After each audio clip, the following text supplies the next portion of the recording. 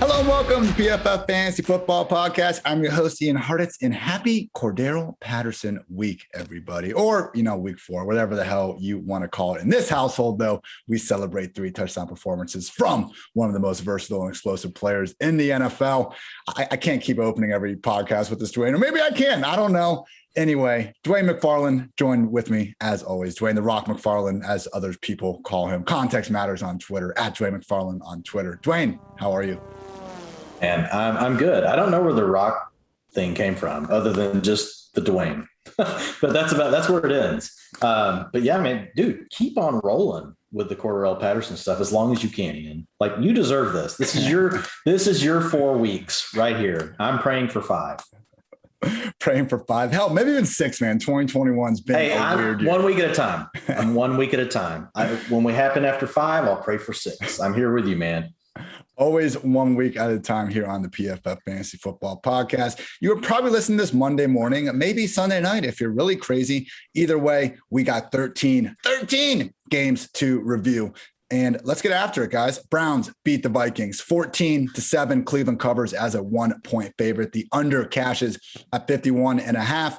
So a lot of sheeshes to go over in this one. And real quick, just to preview these games, I usually go through some of the beyond the box score stuff, everything I was able to notice while watching these fantastic affairs. Dwain has all of his fantastic utilization context that you can always find in the utilization report on pff.com on Tuesdays. And together we make one hell of a team, or at least so some people say.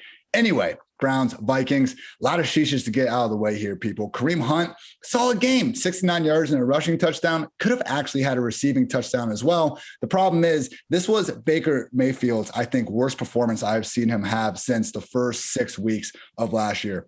Absolutely brutal. Like 15 for 33, 155 yards. That sounds bad. This was worse. This was like not anything to do with the Vikings defense stopping Mayfield. This was one missed throw after another. And we are not Baker haters, Dwayne. We're not haters of any player out there. Maybe me and Sam Darnold once upon a time, but we try to get past all those things.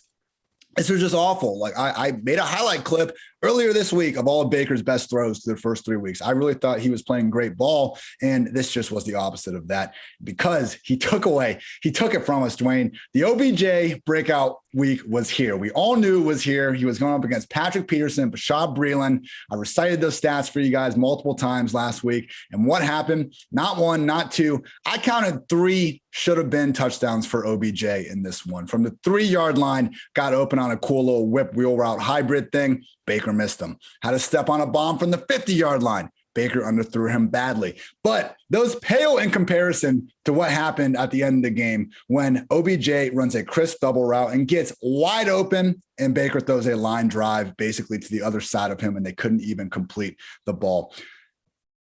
I'm still mad just thinking about it. Like the mood in the PFF office was pretty positive until that moment. And then I just lost it. So hopefully none of my coworkers are holding that against me, but just absolutely brutal stuff from Baker and the Browns. They got the win. Nick Chubb got his 100 yards, but this passing game looked horrendous if you haven't gotten that point already. Quickly on the Vikings side of things, Justin Jefferson had a touchdown and 84 yards, actually had a second touchdown, but it was one of those plays where Kirk Cousins didn't realize he ran past the line of scrimmage, so it didn't count. Those are the sheeshes from this one. Also want to point out that Cousins, similarly, not that impressive stat line, only threw for 203 yards and a touchdown. Basically, ended his 3-week streak of just being a really solid streamer in this one. He looked really good, though, Dwayne. I mean, 3 or 4 throws to Jefferson or Thielen where you were just like, man, best possible ball location, and that guy knows how to throw a football like from a clean pocket. But even a couple of these, man, he was getting hit. So Cousins, despite this 1-3 start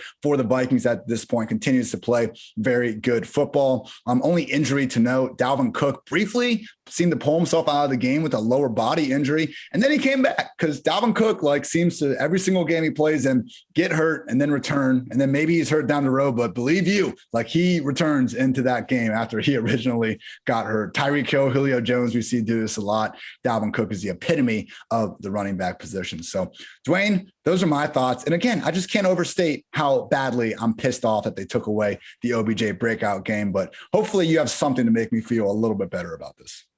Well, I mean, it's kind of inherent in what you've already said, right? I mean, everything else for Beckham Jr. was there. He had 23% of the targets, 47% of the air yards, which by far led his team. The next closest was 26% from Rashard Higgins, but only 29%, Ian, of his passes were catchable.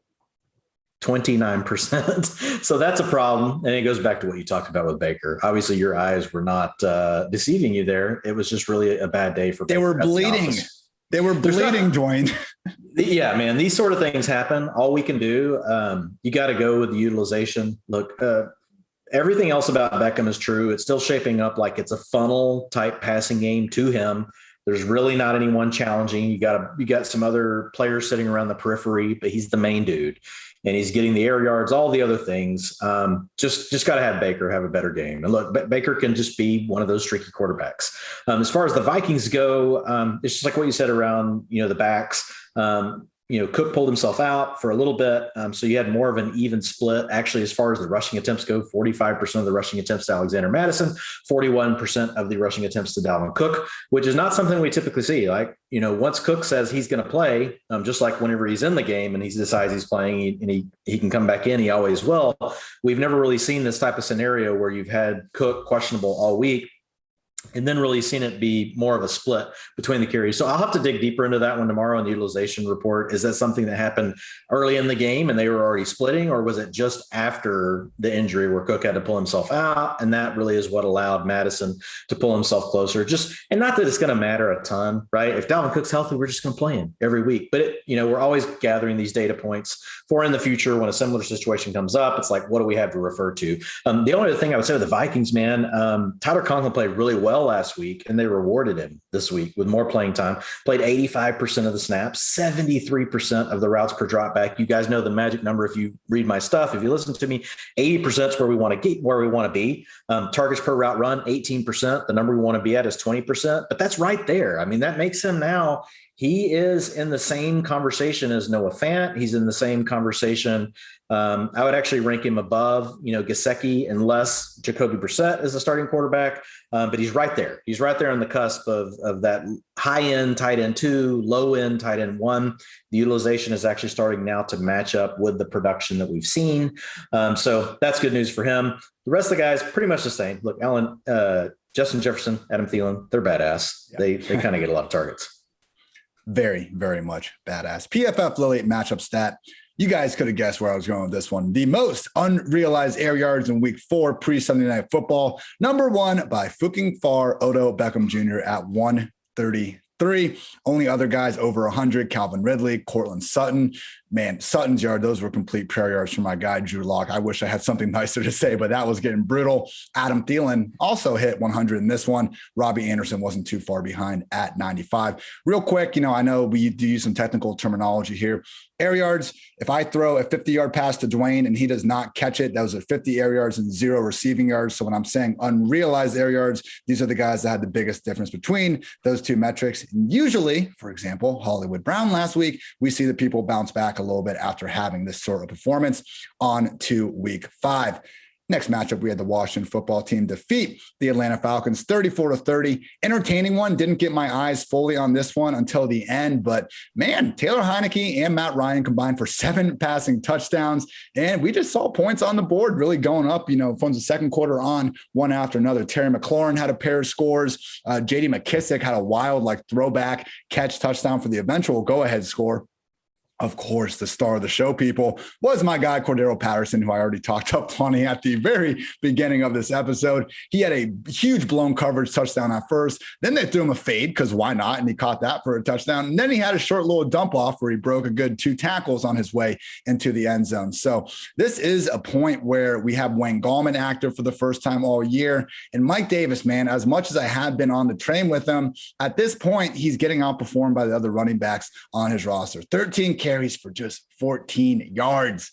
Man, that's some Jordan Howard-esque shiz there. Also had him chip in with a receiving touchdown, so didn't completely crush your lineup. But, when you see Cordero Patterson turning in the RB1 performance of the week, tough to feel too good about Mike Davis. Some injuries in this one to monitor. Logan Thomas, unfortunately, out with the hamstring injury. Left Ricky Seals-Jones to come in, which, hey, man, we have seen Ricky Seals-Jones flash in the past. One of these guys that always has the real high yards per route run metric, which we love its predictability there. The question is, will he get that 100% snap roll that Logan Thomas has had all the time? So certainly something to keep an eye out for with Thomas's injury. We had Antonio Gibson get hobbled at some point. I believe he re-entered the game, though. We just didn't see him on the last drive because screw him when the game's really, in the balance, I guess. That seems to be the Washington moniker. I shouldn't take away too much. So that McKissick touchdown was sick. He dove in from like 4 yards out. He is certainly a good player himself. It's all about fantasy, Dwayne. Like, we don't hate these guys. We just hate that they're not letting Gibson be that more freaking good. But that is the way the cookie crumbles. Sometimes Gibson did find his way into the end zone, so didn't sink your lineup. Final point is all-world guard Brandon Scherf was ruled out with a knee injury, so not good for the Washington football team offensive line. But Dwayne, just go off and tell me some fantastic Cordero Patterson snaps list, because I know they're there. Yeah, man. I talked about this on the start stuff this morning with Andrew. Essentially, the way I look at Cordero Patterson, and it holds true through today. If you're a poker player, like, this is the best analogy I can think of. Like, he's like pocket fives, pocket sixes. Like, it's a 50-50 flip, right? Against ace king, ace queen, two big high cards ahead of the flop, and you feel pretty good. In any certain flop, like, you could hit a set, right? You're just trapping the person that hits the ace. You're just trapping them. You're like, come on, man, put all your money in. You got the ace king. You hope they don't have pocket aces. That's really what Cordero Patterson is. The thing is, like, he's flopping full houses like every week. It's like, hey, pocket sixes. Here comes a 6-5-5 full house, right? Immediately done. And so look, this is the definition of luck box. He's playing great, but there's no way. And look, it would be hard, Ian, for someone playing all the snaps to keep up what he's doing, much less someone playing 30% of the snaps today, only in a route, 29% of the dropbacks, handle only 22% of the rushing attempts. I know Ian's saying here, get this guy more touches. Come on, like 1,000 yards a game, 28% of the long down and distance, 25% of the 2-minute offense. So really, I mean, like, he is what everyone listening to this podcast understands as a change of pace back. Kenny Gainwell is an example, right, of this. Kenny Gainwell doesn't get what Cordero Patterson is doing, even though Kenneth Gainwell is a good player. I don't know how to best paint this, but there's no way it can keep on. But if you're a zero RB drafter and you've got Cordero Patterson as your RB2, I mean, just ride it. I don't know what else to say. Hell, put him in your RB1 spot. I don't care. Put Saquon Barkley behind him just for spite. Start him below him. You got to keep playing him. But if you are in a league that allows trades, I still highly recommend just trying to unload Cordero Patterson. And look, if all of a sudden he takes over all this work, you can be mad, you can be pissed at me.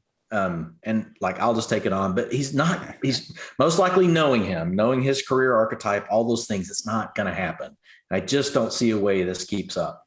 I did use him today in DFS, so I'm very happy with that. I had him and David Montgomery, along with the Bears defense, Ian, and Curtis Samuel, who I'll talk about here in a second because of men's salary, were the only players I played from the early slate. And then Tyreek Hill broke the slate. So it was a good day, but I was IMing Kevin Cole. I was IMing Ben Brown, all of our dudes. I'm like, look, I got these guys in 8 lineups. Like, they're stomping. Like, let's talk about how much I diversify my lineups, blah, blah, blah. So real quick, since you did send the helicopter in, Ian, Pitts, man, 21% of the targets. That's nice. That's really his top target share of the year, was right at the 80% routes per pass play that we want to see. So he's still right there. Look, I know everybody's gonna be like, oh my God, Dwayne, you say Cordero Patterson can't do it, but Kyle Pitts can't. You're wrong every week. You're right. But I'm still going to keep playing the odds.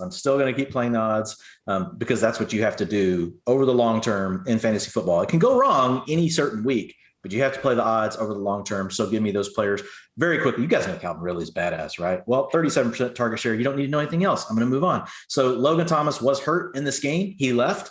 It was really a split between John, I don't know who John Bates is. It's definitely not Bill Bates, though. Bill Bates, old Cowboys special teams and safety. But you had Ricky Seals-Jones out there for 79% of the routes and a 17% target share. Don't know how much you're going to love that, but we main thing here is just keep an eye on Logan Thomas. We may be without him. Terry McLaurin, I tweeted, like, have a day, dude. Like 32% targets per route run, 36% target share, 67% of the air yards, 3 yards per route run. Terry McLaurin, do we have? I don't know. This he better be PFF. Oh, I know CPAT's going to get PFF early, but if CPAT didn't exist, like, and so we've got a hamster named Ozzy. So like PFF Ozzy is going to give runner up to Terry fucking McLaurin, man, because he's a badass. Real quick, Curtis Samuel, first game back, 38% of the routes split with Diami Brown, probably working his way back. So we'll see what happens with that. But he was targeted on 25% of the routes run, which was second on the team behind Terry, MF, and McLaurin. Dwain, all good points as always. And yes, it was disappointing to see Kyle Pitts not fulfill the Chopper prophecy. With that said, people, there's a galaxy brain argument to be made that if you happen to trust Kyle Pitts, that would imply that you got off of Travis Kelce. And Kyle Pitts was better than Travis Kelce this week, Dwain. So like, boom. I don't know what more you people want from me, but yeah, we'll see. We'll see how Pitts gets going. I will just say, man, I haven't seen the quote unquote generational like skill set from Pitts flashing yet. It's been 4 weeks. I get it. But like almost to me, the most impressive play was his one catch in the preseason when they just lined him up like a usual tight end and he had a linebacker on him accordingly. When I see him as a true wide receiver, he's not getting all the sorts of separation that you would hope for. Hey, if we can get 8 to 12 targets per game and stuff, that is just so ridiculous for a tight end that he will be fine eventually, but just something to keep an eye on.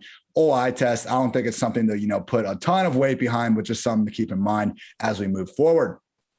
PFF Lily matchup stat, of course, is for Cordero Patterson. People have argued for years, is he a running back? Is he a wide receiver? He is just a grade A baller, everyone. On the week, overall RB1, overall wide receiver 3.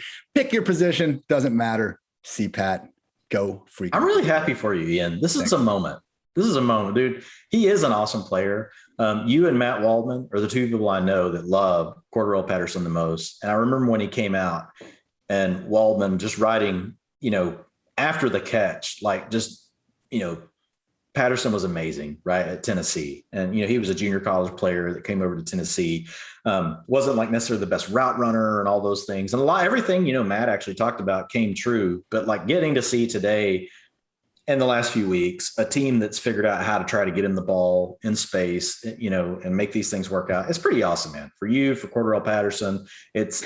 I know it won't last, but he's still a good player. It doesn't mean, like you said, it doesn't mean that we don't like these players. It's just more we trust, the data. Like that's kind of our job, is to figure out historically what matters. Like how does that play out over time? And that picture doesn't look great for Patterson, but man, what an awesome freaking 4 weeks! And today was an absolute bomb. The reason why I think it was like 2016 or so when I changed the old Twitter bio to president of the Cordero Patterson fan club. And the big thing for me was I had this, they called him like a bust. And I was like, what are you talking about? This guy's the best kick returner ever. And look at like the 10 times he's gotten like handoffs in his career. He was freaking averaging the most yards per carry of all time. So I just really wish that we had like, for bust, we have injured guys that get called a bust and never even had a chance to do anything. We have guys like Patterson and like Ted Ginn, and even like Terrence Newman, who maybe were never like the top 5 player at their position you drafted them to be, but still had fantastic careers. Same thing with off the field issues. Like, are you a steroid cheat or someone that's hitting women, or are you someone who likes to party a little bit too much? Like there are a lot more categories for a lot of these terms.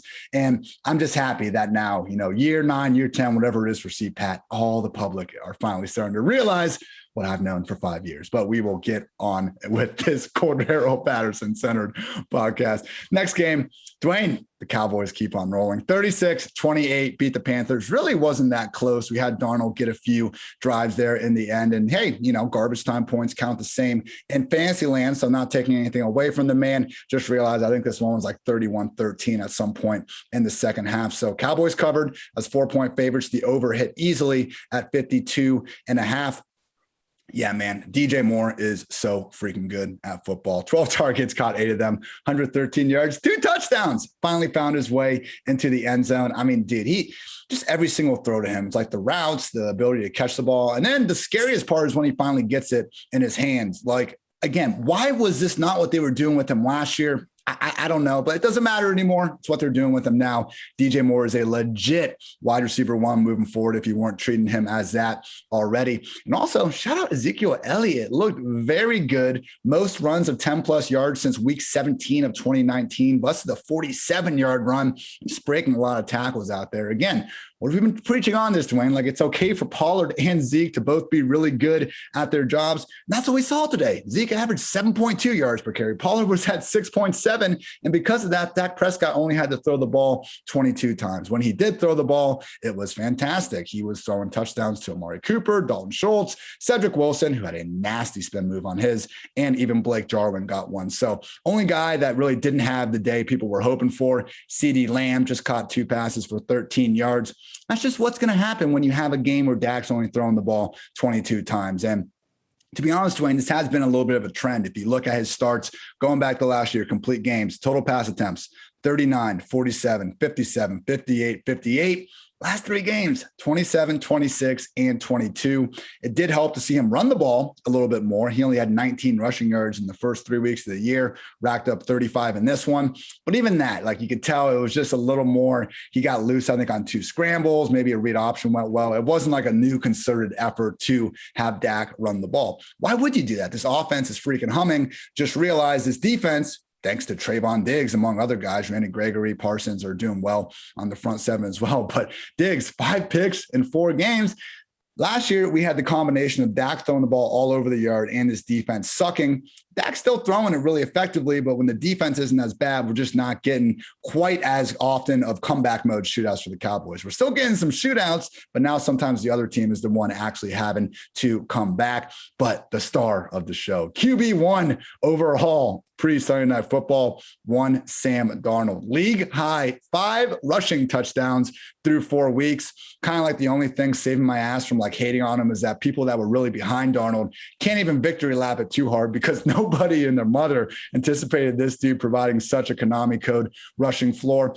And, you know, we saw issues with Darnold. He took 5 sacks, was holding the ball a long time. DJ Moore, you know, and even though he caught 8 of his 12 targets, one of them was a deep ball that probably should have been put on the money, wasn't able to bring that down. Robbie Anderson should have had like a 50-yard score at the end, but got overthrown. Don't worry, Darnold ended up throwing a touchdown to DJ Moore that drive instead because the dude's allergic to anything that reminds him of the New York Jets, apparently. So the squeaky wheel spot for Robbie didn't come to fruition in the sense of the box score. But Dwayne, I think as you could see here behind the scenes, we did see Robbie really cement himself as a number 2 in this first version of the post-CMC Panthers offense.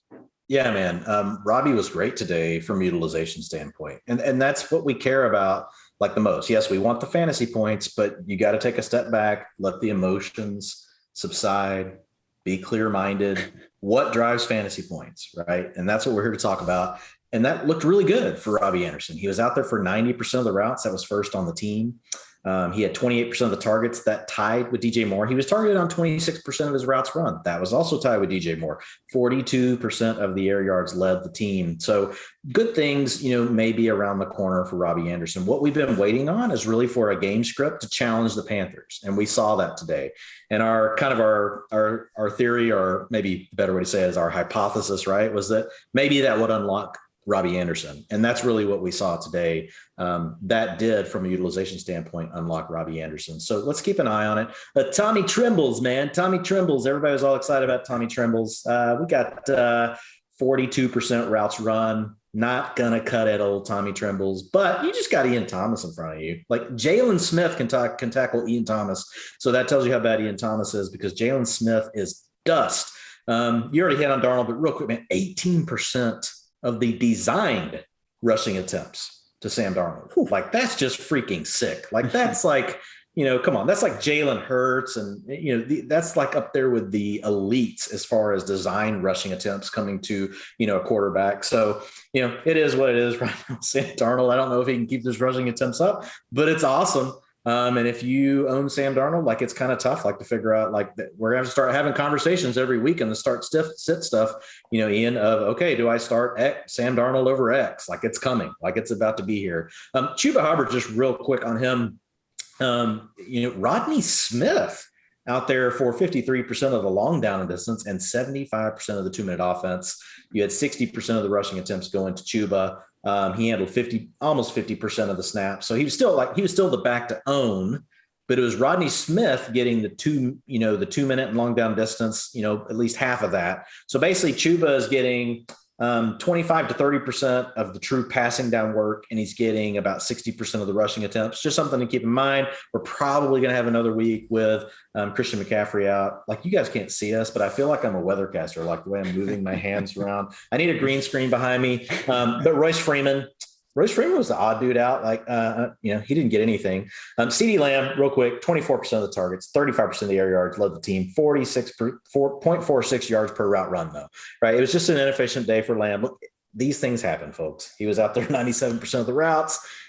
Everybody has a bust week. Everybody thought Tyreek Hill, was like, oh my God, Tyreek Hill. And then look what he does this week. Like it's going to, not saying Lamb's Tyreek, but only one Tyreek in the league, but Lamb's going to be fine. One quick positive on the Cowboys, though. Last week, I talked about Dalton Schultz being a player to fade because he was just splitting time ultimately with Blake Jarwin. It looks like they may be rewarding his good play with more snaps, more routes, all of it, 80% of the snaps versus 53% for Blake Jarwin, 76% routes per pass play. What's the magic number, Ian, at routes? You say 70. No. 75. Come on, Ian. 75. 80%. 80%. Well, Ian's right. Is it different for tight ends? Wait, this number? No, yeah, for tight ends. For receivers, we want to be over 90%. For tight ends, though, if you can get over 80% routes per pass play, and you can get up over 20% of targets per route run, like that's usually like the magic zone. Like, I'm the magic man. Now you see me, but it wouldn't be now you don't. It'd be like, now you see me and you still see me because I'm a badass. I'm going to be here every week. But targets per route run, man, for Dalton Schultz, again, like this is another week, 32% targets per route run and out there for 76%. And really it's a mixture of the two, right? If you're 70% routes run, but you're targeted 30% of the time you run a route, that's the same as being 80 and 20, essentially. So it's like where those two things converge. So things looking really good for Dalton Schultz. So sorry if I caused you to miss him on your waiver wire last week, but if he's still there, I feel much more confident in him. I mean, and look, we're looking for trends. Last week we had one blip of data and it wasn't that great. Do you have any questions on the Cowboys? Like Zeke, man, like 100% of the 2-minute offense again, 75% of long down distance, 71% of the short down distance, 61% of the rushing plays, 59% of the routes per drop back, 75% of the snaps. Like 2 weeks in a row, man, Zeke's starting to pay off.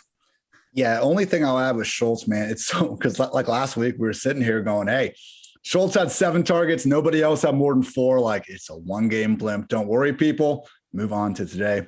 8 targets. Nobody else had more than 5. Dalton Schultz, Cowboys #1 pass game option, and it's working. Okay, I guess we'll roll with that. Dwain, only question, I guess, Chuba. The usage, you described it, good, not great. Probably more of a lower end RB2. I know we were hoping to see something that could get us in that top 12, but after seeing this, with Rodney being there and taking away those targets, it's tough for me to probably rank him in the top 20. Yeah, it's a downgrade. I think you're going to have to look at game script more because of what we've seen today. So I think what you just said, it's low end RB2, maybe high end RB3. I mean, but I don't think we can get carried away with last week with what we had seen in the preseason and in that game. We thought probably mid-range RB2 with RB1 upside. So I think it's probably a notch lower than that now.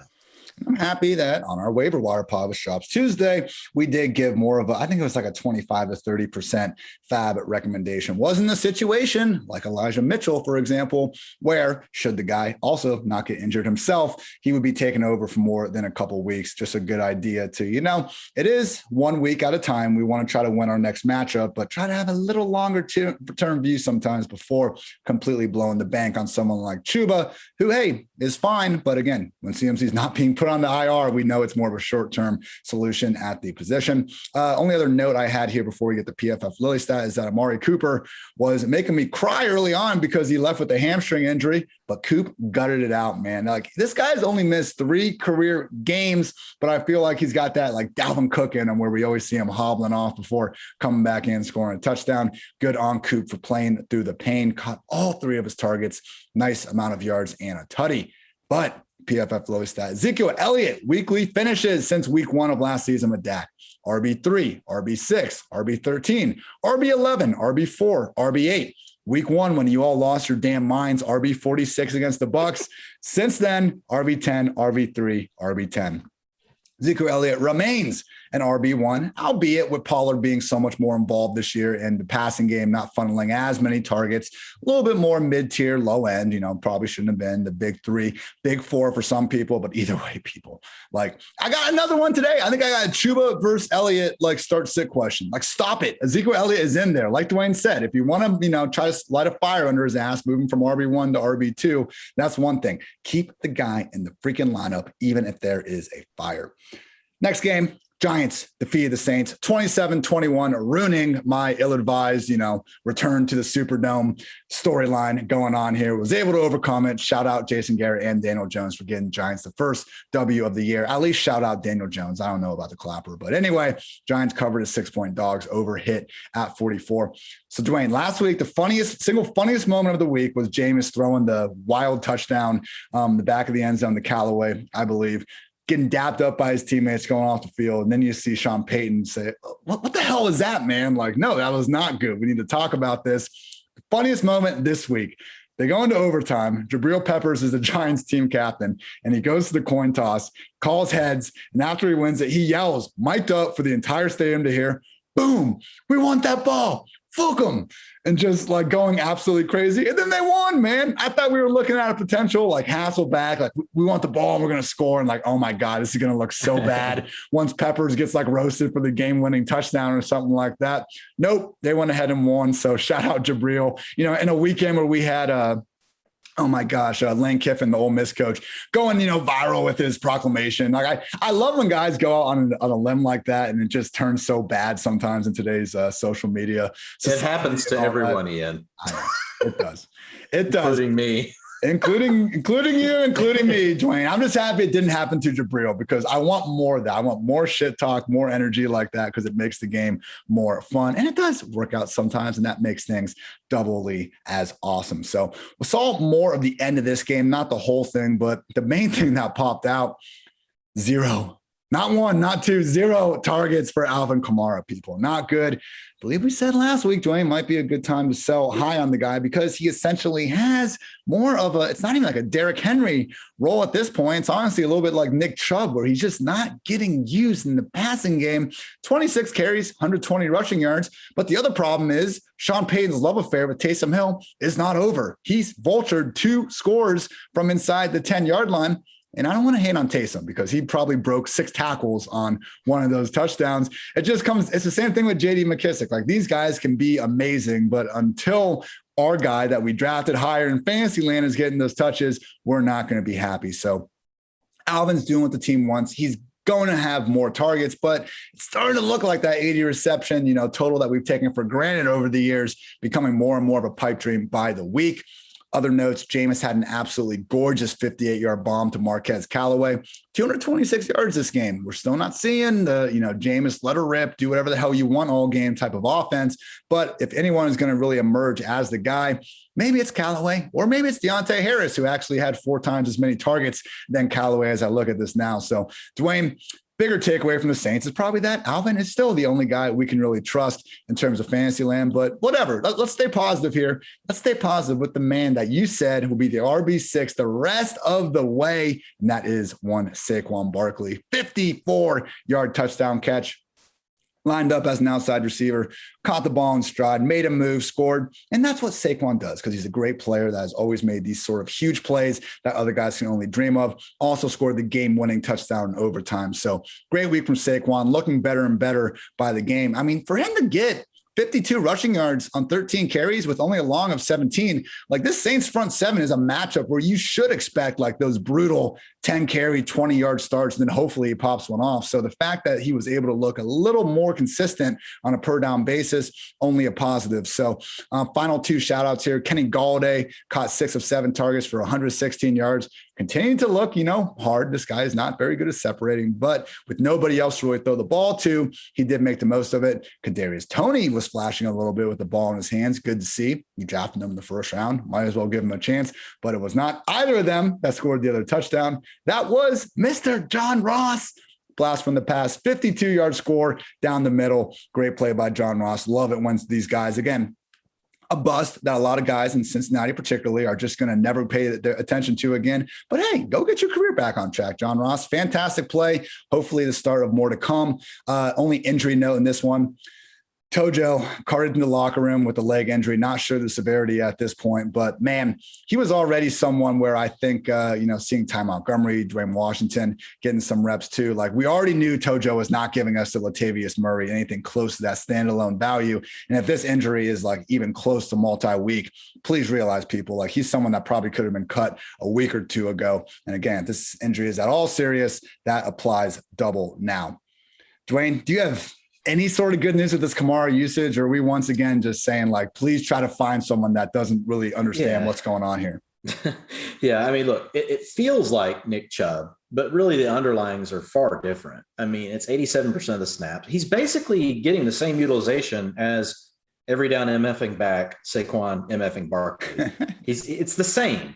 Here's the positive with the Saints. They actually ran 68 plays today. Last week, or it was the week before, they ran 44. So that's what we need to see. We just need to see the Saints getting up into get out of the 50s, like get out of the 50s for the plays per game, get up into the 60s. If we could be around 62, 65-ish, I think things will come back around for Kamara. You made a great point with Taysom Hill, 18% of the designed rushing attempts going to Taysom Hill. So, I mean, Taysom Hill, dude, he's playing a boatload of snaps. I mean, he's running a route 32% of the time. Like, this offense is offense by committee, like we talked about last week outside of Kamara. But Kamara, listen, 87% of the snaps, 71% routes per dropback, 65% of the rushing attempts, 100% of the short down and distance snaps, 88% of the long down and distance snaps. I know he didn't get the targets today, but Kamara is going to come around. So if you're going to sell, don't sell too low. And if I was going to sell Kamara, I would wait for the pop game, because it's coming. Like, it can't not come with this utilization. It's eventually going to happen. Then your question has to be, do the Saints suck so bad that the utilization can't overcome? And remember, we're going to get reinforcements. You're going to get Tre'Quan Smith back. You're going to get Michael Thomas back. There's a chance that this offense, like, as it starts to improve, that actually helps Kamara, even though some of this utilization could go down a little bit. There is a fine line in there with utilization and efficiency and all these things, where there's this perfect balance that players can hit to where really they uncap the most of, what they can do. And so with Kamara, I think right now we're just a bit on the heavy side for the utilization. We just need a better offense for him to operate in. The problem is, I just wonder, Ian, like, watching Jameis Winston, I really struggle to see it. Like, what's the path to this offense really getting better, even with those other players back, with the style that Jameis Winston wants to play? But look, here's the one thing I'll say. When those players get back, I feel like they're going to be on the field most of the time. Right now, I will say for Jameis, like, what do you do when you've got like all these different players out there 50% of the time? Like, I mean, it's hard to establish rapport. It's hard to get all these things going. I mean, so we'll see what happens with it from there. But Kamara's utilization is still very encouraging. The overall offense, it's a dud right now. Saquon Barkley, you already hit it all. Look, he's an every down back. Kenny Galladay, this was awesome. This was his best week by far.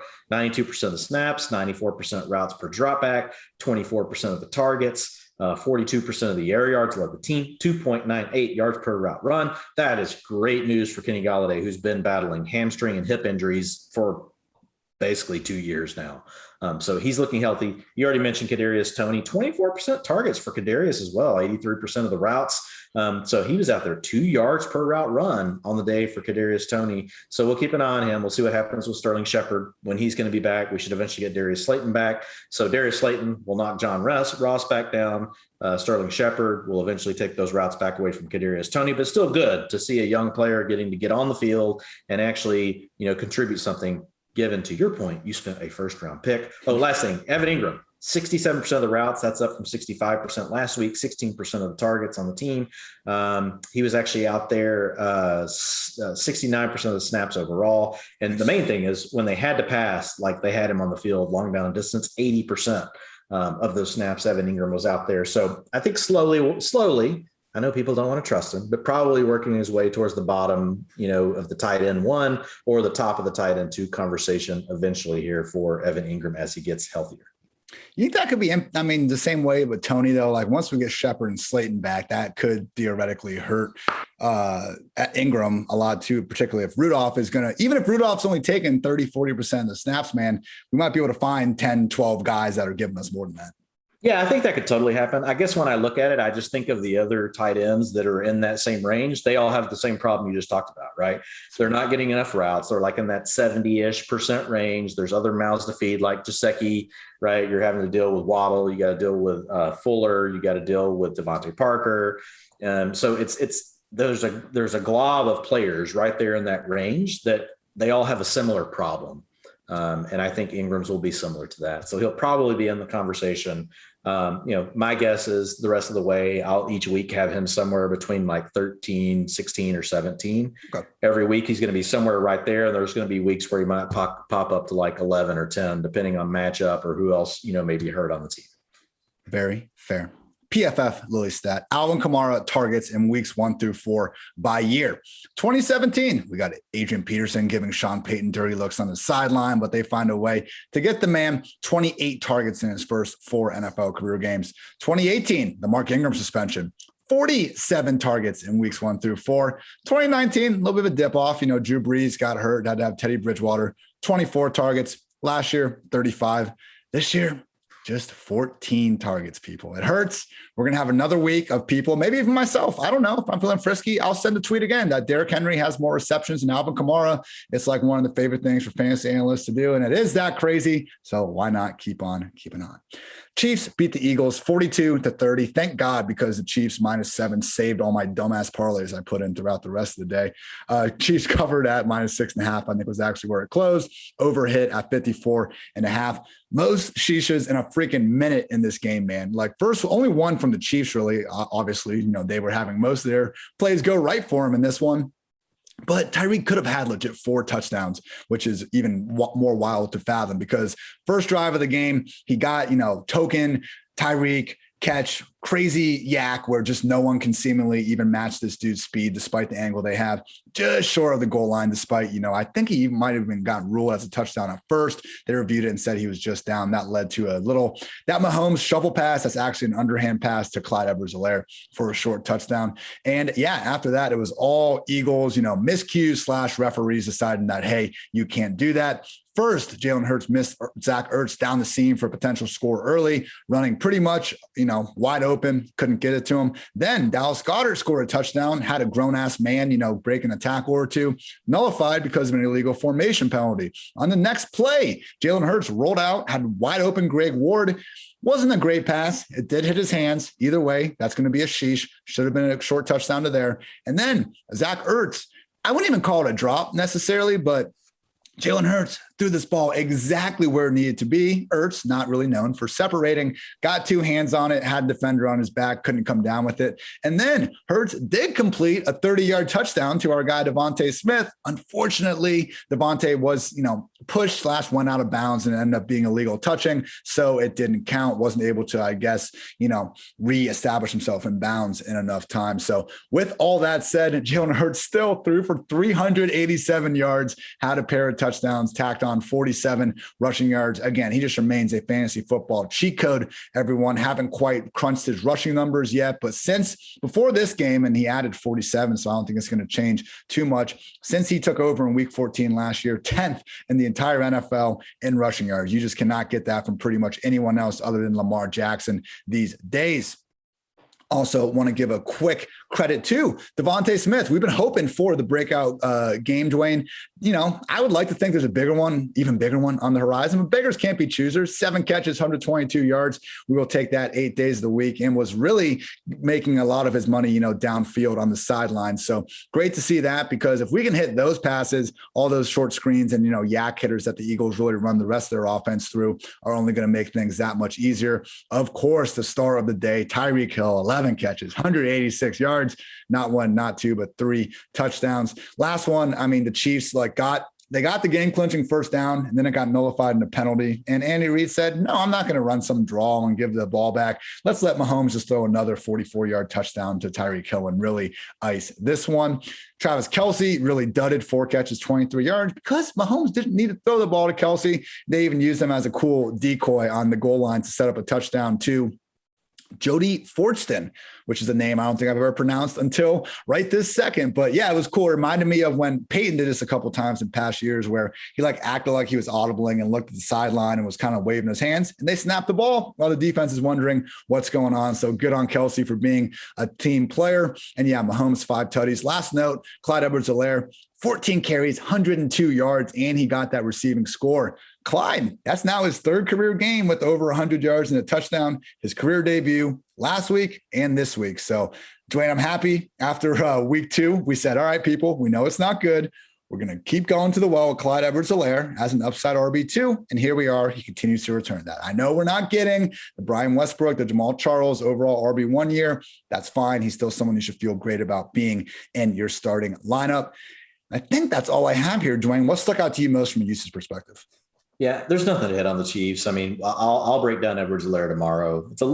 He dipped a little bit versus what we've seen, but it's not enough to make me be like, oh, this is a trend. We'll have to watch it for a couple more weeks. But his fantasy production, to your point, is up. Everybody knows how the Chiefs offense works.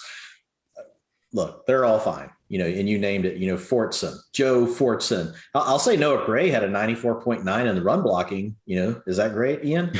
So moving on over to the Eagles, Jalen Hurts, man, 31% of the design rushing attempts for the team. Miles Sanders has 46%. So watch out, Miles. You're about to be RB2. He basically already is. You already are. In terms of production, yeah. You don't want to play Miles Sanders at this point. On a team that wants to throw the ball 70% of the time. Sanders is out there playing from a snaps perspective, but only in a route half the time, which again, also isn't always bad. It's just the way that this offense is being ran.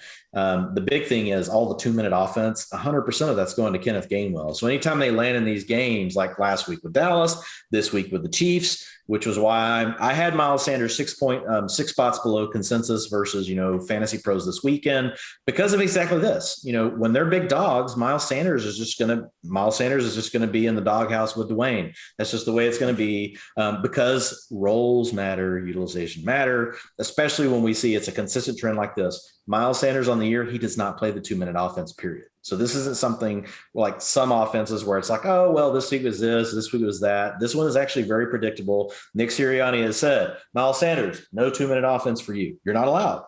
No, Miles, just go sit down. Just go. I know you want to play, but you can't. Kenneth Gainwell. Take that helmet off, Miles. Exactly. Dude, just real quick, Devonta Smith, and we can move on. Dude, yeah, 92% of the routes.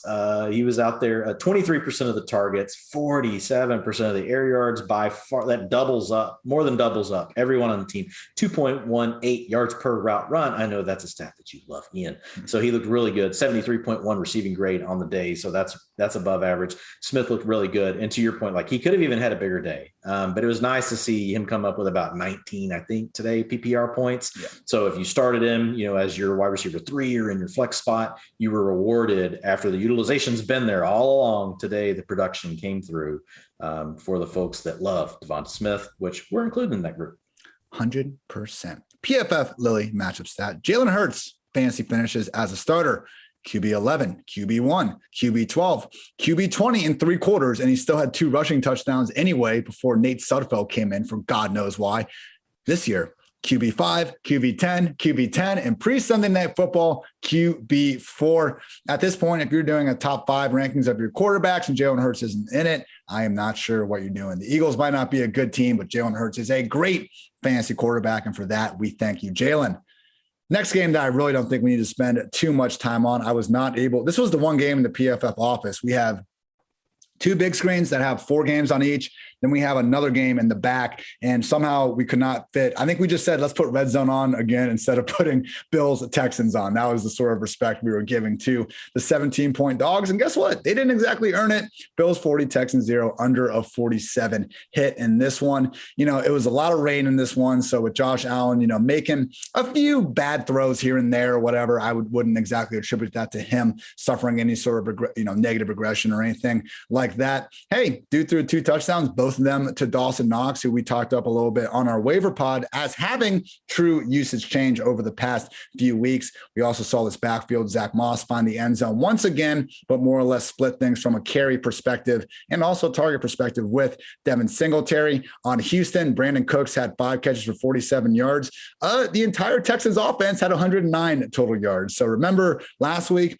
the horrific nature of that Bears game that, scarred us really for like halfway into the week. Like they had 47 total yards. So this was not that much better than one of the worst performances we have seen over the past few decades. So last thing I got here, Dwayne, it doesn't look like any major injuries occurred, which is great. The Bills in these last 3 games, they lost that week 1 game to the Steelers, which might require an investigation at this point. Since then, 118 points for the Bills, just 21 points against. They are blowing out these bad teams, and hey, man, good for them. So Stephon Diggs also 114 yards, 7 catches. Didn't quite give us that, I was expecting kind of multi-upside, back in action, boom week, but obviously Diggs here to stay as a top 3 wide receiver, top 5. If you want to get cute with it, that's fine. But obviously we're not letting Stephon Diggs go anywhere near that bench or another fantasy squad.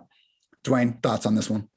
I'm going to say my vocal cords. I know you told me that honey, I think, and warm water, but I just have Miller Lite in a plastic cup. So we'll keep it moving pretty quick. Dawson Knox, you're right, man. Like every week it's better. 81% of the snaps, 76% of the routes. He's almost to that 80% mark, 23% targets, 27% targets per route run. So he's kind of pushed his way into the conversation, and really the odd player out right now is Gabriel Davis. Used to it was Gabriel Davis plus 2 other receivers. Right now it's Dawson Knox plus 3 other receivers. So we'll see if that changes over time, but the utilization is very encouraging. Brandon Cooks, look, I love Brandon Cooks. We knew this game was eventually coming. We've talked about it. Like the Texans suck. If you didn't like what you've seen with the Jets, basically all you had to do is wait until the Texans had matchups like what you had seen with the Jets, and that's what happens. But Cooks' utilization was still great. 58% of the air yards, 38% of the target share. But when you have Davis Mills trying to throw you the ball and you're in a situation where you're trailing the whole game, the other team knows what you want to do the whole time, basically. This was trailing from the get. And it's just a rough day, man. You got the rain, you got all this other crap working against you. Anthony Miller, 29% target share on 87% routes run. Probably nothing really you're going to care much about there, but like in a super deep format, like you might just kind of like just keep the name in mind. That's 2 weeks in a row where he's kind of shown a little bit. Potentially he's the second receiver, and they need one. They can't do everything through Brandon Cooks. So we'll see what happens with that. But Cooks, just hold on. He's a wide receiver 3. If you thought he was a wide receiver 1, I'm sorry, you're wrong. If you thought he was a wide receiver 2, fine. We could maybe argue about that. But I would say he's most likely a wide receiver 3. And, be happy. You still got him in the 10th or 11th round of your draft. If somebody's still super high on him because they see, Brandon Cooks is a wide receiver 2, trade his ass. Just move on. Let's go. Real quick on Dawson Knox, I know for a lot of people, this might seem like it's coming out of nowhere. And I'm not going to pretend like I was just all over Dawson Knox this summer or anything, but, doing a little bit of revisionist history and all that, looking through it, we have a guy who was 96 overall pick in the draft that only didn't produce as much in college because he was on that, Metcalf, AJB Ole Miss team that everyone loves to bring up. And then you look at last year, He was hurt. I think he only played 12 games. I forget if it was COVID or I think he might have got concussed or something. But anyway, 12 games. He was the primary player for them. Like he had 44 targets and the next closest tight end only had 16. The problem was Tyler Kroft, now on the Jets, and Lee Smith, now on the Falcons. Like these guys combined for 5 touchdowns. The Bills last year were the kings of just throwing to random offensive linemen or tight ends near the goal line and getting these other touchdowns. And it just hurt Dawson Knox's upside there. So now with those guys gone, with Knox playing better. I mean, we had a report in June from The Athletic that suggesting that Jacob Hollister could become the team starter if Dawson Knox's struggles continued. Hollister is now on the Jacksonville Jaguars for those keeping track at home. So the 3 parties that were kind of hurting Dawson Knox last year are all gone, and he's made the most out of the opportunities. So now we have a full-time tight end, one of the league's best offenses. Yeah, Dwayne. I mean, I'm not saying he's going to score 2 touchdowns every week, but this isn't, some random outburst from Knox. He's playing well and being rewarded for it. Yeah, I think we got to have him just, I think he belongs in the bottom end of the tight end 1 conversation from here moving forward. I mean, it is what it is. He's definitely going to have duds because there's a lot of mouths to feed on the offense. And I think what I'll say is I think when he's having his big games because they're running more 12, less 10, less 11, that's bad for Cole Beasley. But the cool thing for him is even if Cole Beasley's out there doing his thing, Knox is still typically on the field.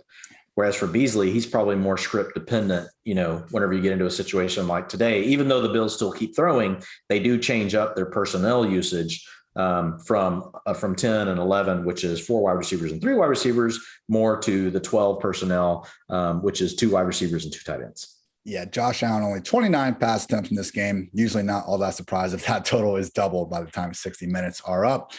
Quick PFF Lowly stat, and I've referenced this a few times, but the Stephon Diggs consistency is just insane, people. His 2 quote-unquote worst games in terms of reception total since joining the Bills. Last year, he had 4 catches for 49 yards and a touchdown on the Rams. Touchdown came against one Jalen Ramsey. And this year, 4 catches, 60 yards, and a score against the Dolphins, right up against Xavier Howard and Byron Jones. Other than that, 6 catches in his 20 other games since he's joined the Bills. Keep on keeping on Stephon Diggs. Bears defeated the Lions 24-14. Chicago covered as 3-point favorites. The under cashed at 42 just by a little bit. Justin Fields, everyone. Turns out he isn't the worst quarterback to ever put on a pair of cleats. I understand we still, unfortunately, did not get a great fantasy performance out of him, just 9 rushing yards and did not throw for a touchdown. But when you only throw the ball 17 times, it's going to be hard to rack up that many fantasy points. The fact he still got to 209 yards is awfully impressive. And this is an example of like when you go back and watch this game, you are going to be awfully impressed with what Fields was able to do. He had a deep crosser to Allen Robinson that I thought was maybe the single best throw of the day. But you know what? He also had Darnell Mooney on 2 downfield shots that were just absolutely beautiful as well. I mean, there was a certain point in the second quarter where it was like an 11-yard scramble where you just saw the acceleration and was right after a great downfield pass.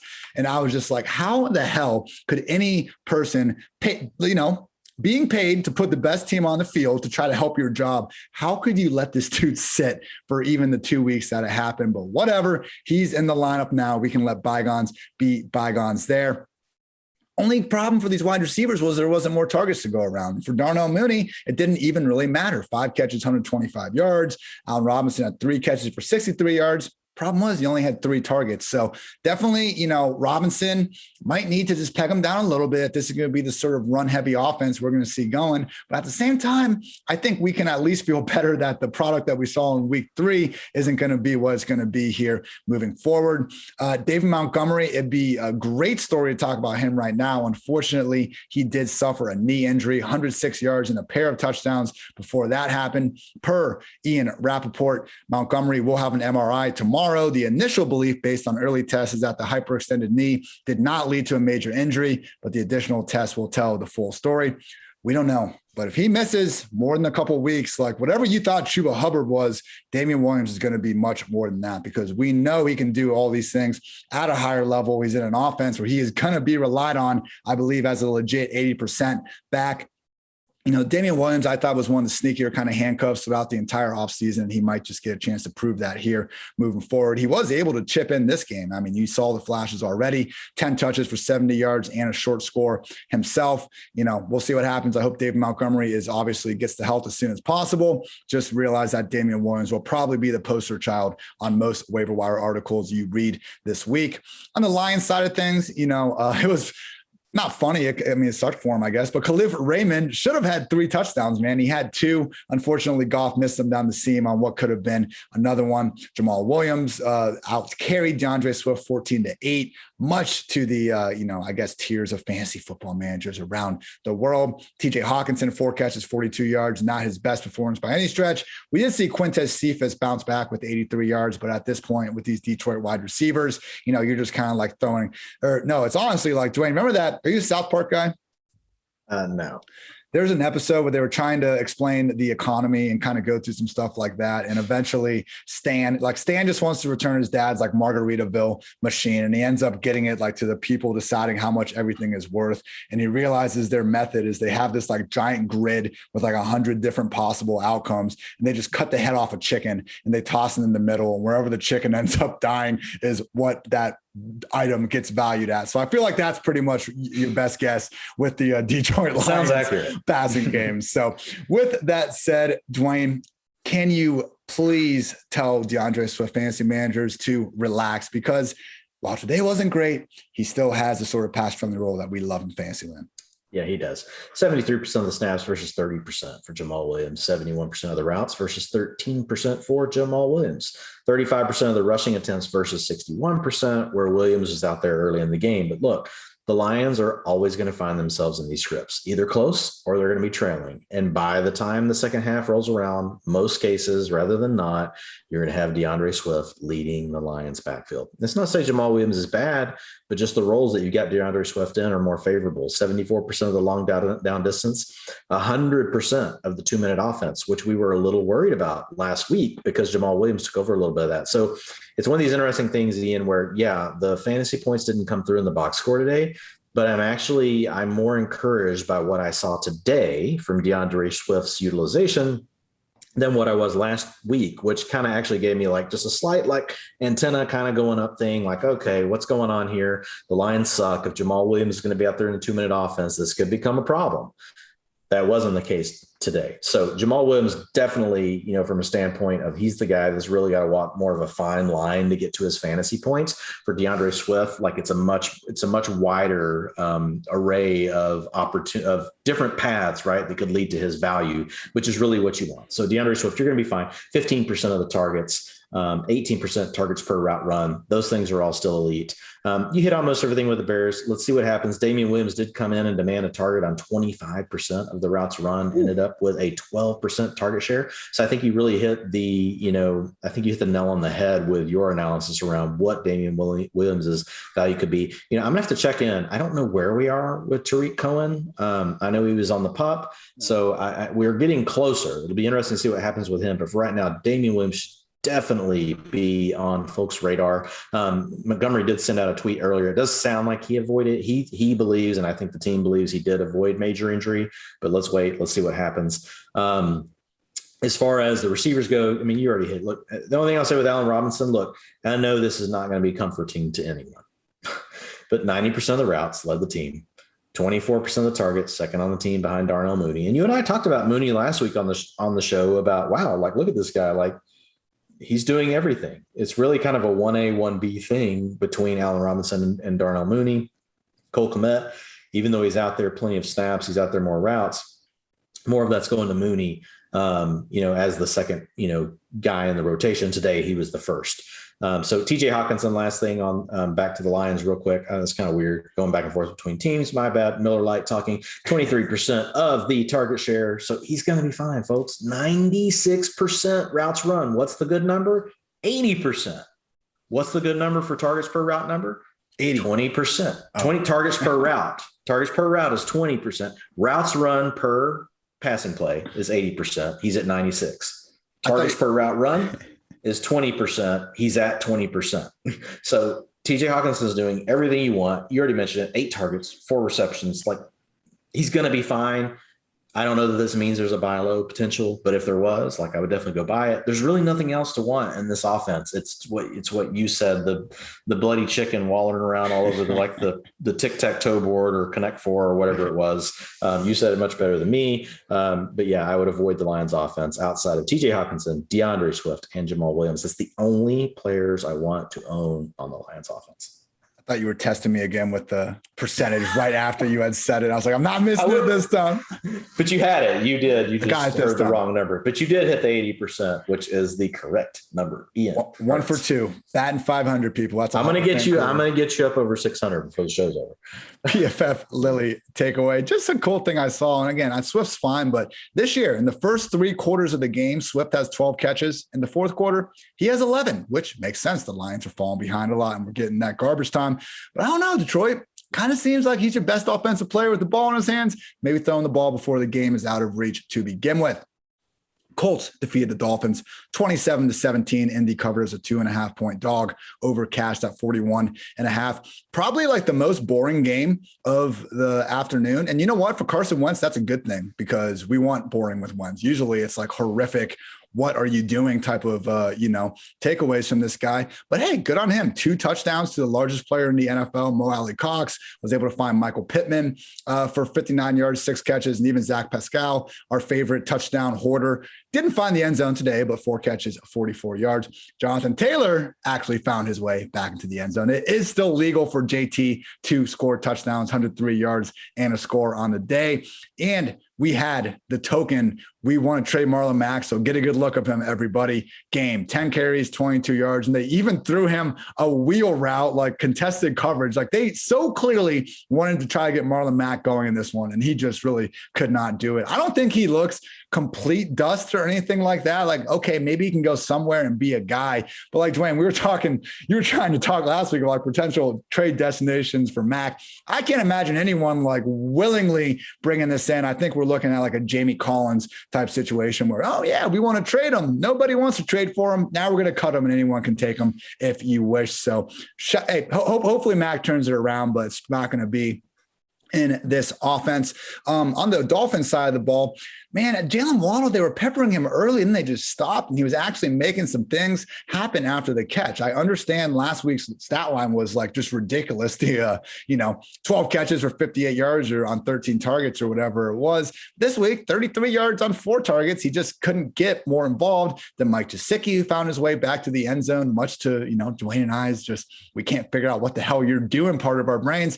And the big winner from today, Devontae Parker, 4 catches, 77 yards and a score. And this was one of the more impressive 4.77-1 stat lines I've seen this season. He dropped a touchdown on a fade, immediately came back the next play and came down with his contested catch opportunity in the end zone. He had at least 2 other just grown man catches in this one. So Devontae Parker is someone, the poster child of like the fantasy communities. Oh, this is the year he gets going from like 2015 to 2018. He had that great year with Fitz. Last year played through some pain, had some quarterback changes going. But hey, when Parker's right and when he's got a quarterback willing to give him those sort of chances he needs in tight coverage, he is still, one of the better wide receivers, I think, in those 50-50 situations. Like, don't forget, people, I think Jalen Ramsey has taken that, best cornerback alive crown at this point, but a lot of that is because Stephon Gilmore has been so banged up over the past 2 years. And when Gilmore was that king, Devontae Parker was his freaking kryptonite. So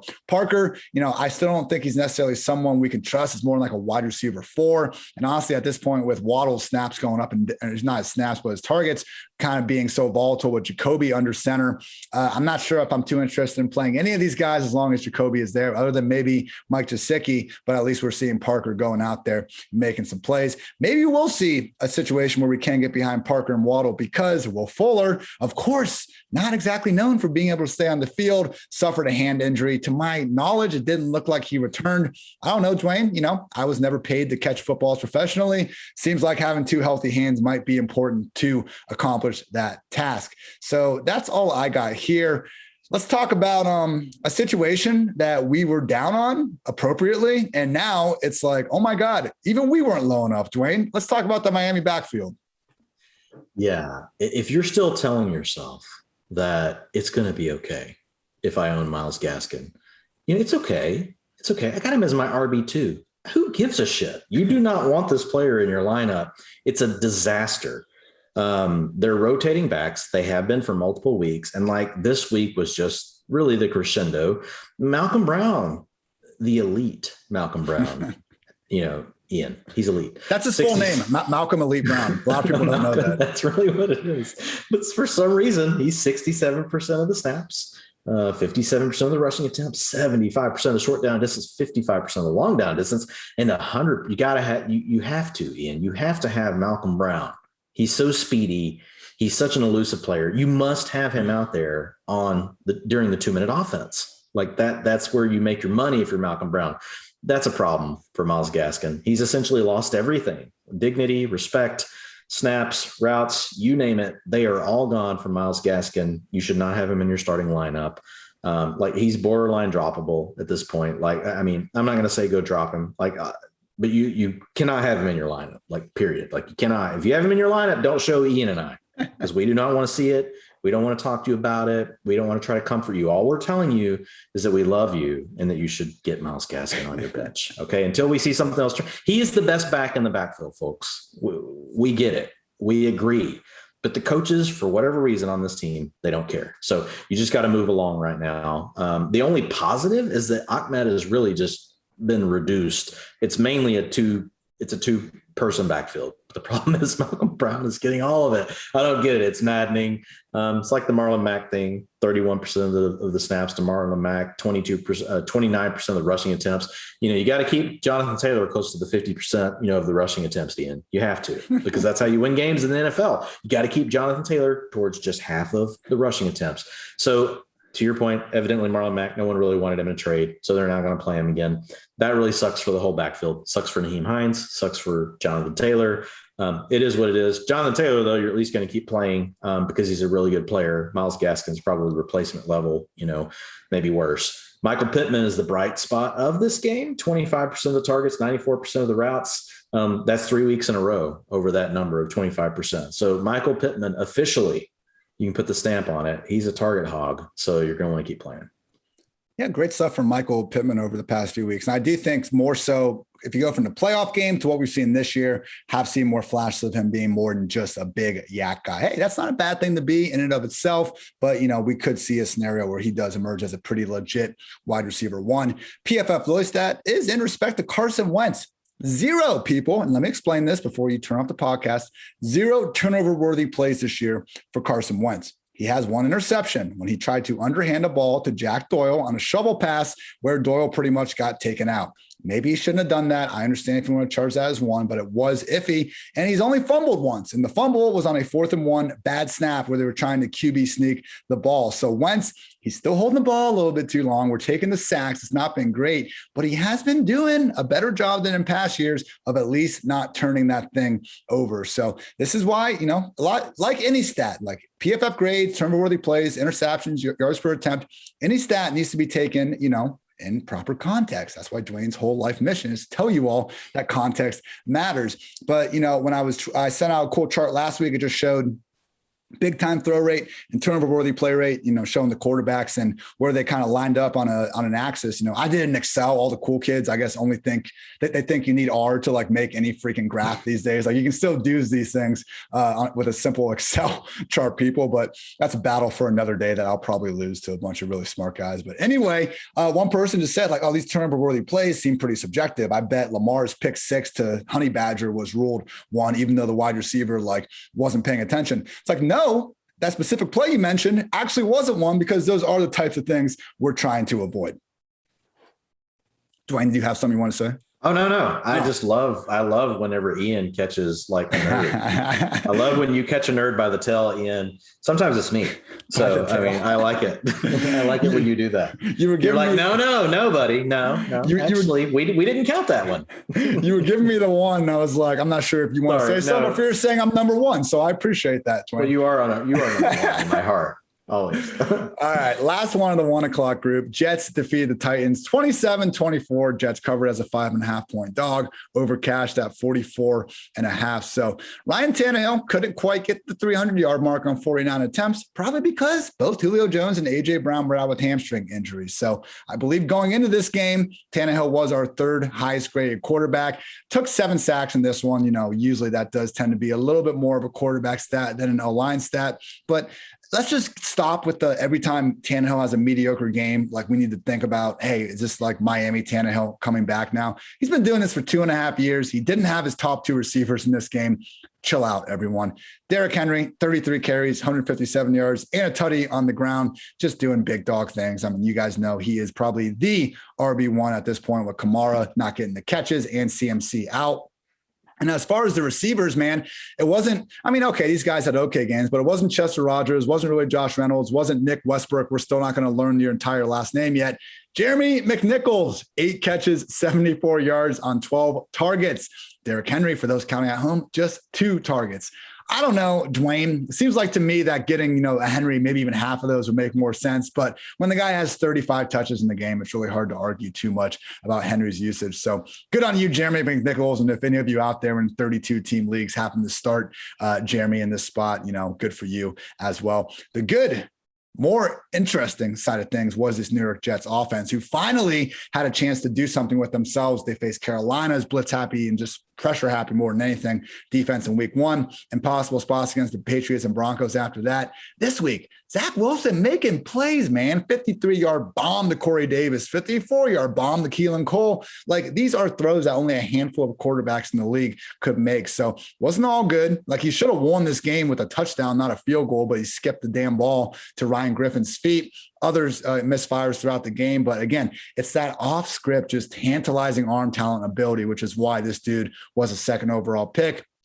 I'm happy we got to see some actual signs of that in an NFL game instead of just having to rely on what he did at BYU. So no, I don't think Zach's necessarily going to give us any sort of fantasy value. He rushed for -2 yards in this game. Like, there's no rushing floor clue. It's still a pretty bad offense overall, but at least we got Corey Davis, who had 111 yards in that aforementioned long touchdown, and maybe even the returning Jamison Crowder, 7 catches, 61 yards, and a score to mess with. Would note Elijah Moore was out of this one with a concussion. Once we bring him back into the equation, that's going to muddle things up even more. And Denzel Mims, who was active for this one, was getting a lot of hype. 0 targets. So yeah, they can keep telling us everything they want about Denzel Mims. Certainly doesn't seem like it's going to happen this year.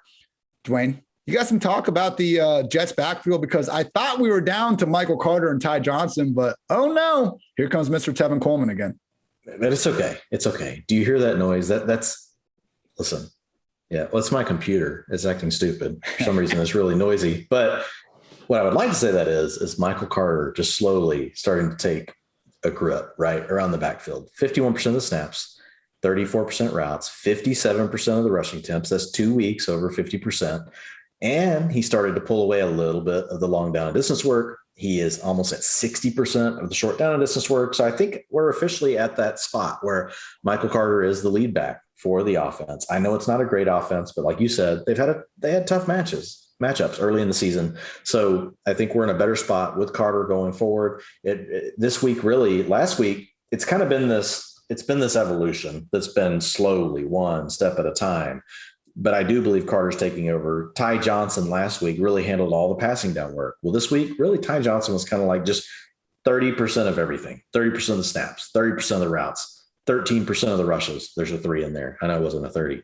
14% of the short down and distance. I don't know. There's no 4. There's no 3. But if there's 43% of the long down and distance, there is a 3 in that. So, but he's really more of a backup, like across the board. And then Tevin Coleman's taken, somewhere between 18 and 20% of each of those categories. So Michael Carter slowly taking over. Corey Davis. It's kind of funny because this week, like in my tiers article, I was like, well, if you like Brandon Cooks, you should like Corey Davis.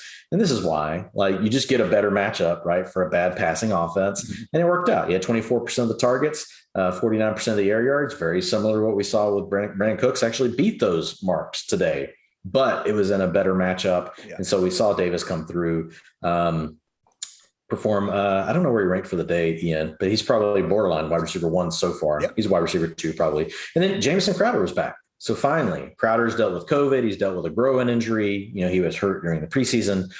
So that really relegated Braxton Berrios back to the bench. 74% of the routes. He had 26% of the targets, which was number one on the team. He had 32% targets per route run, which is really solid.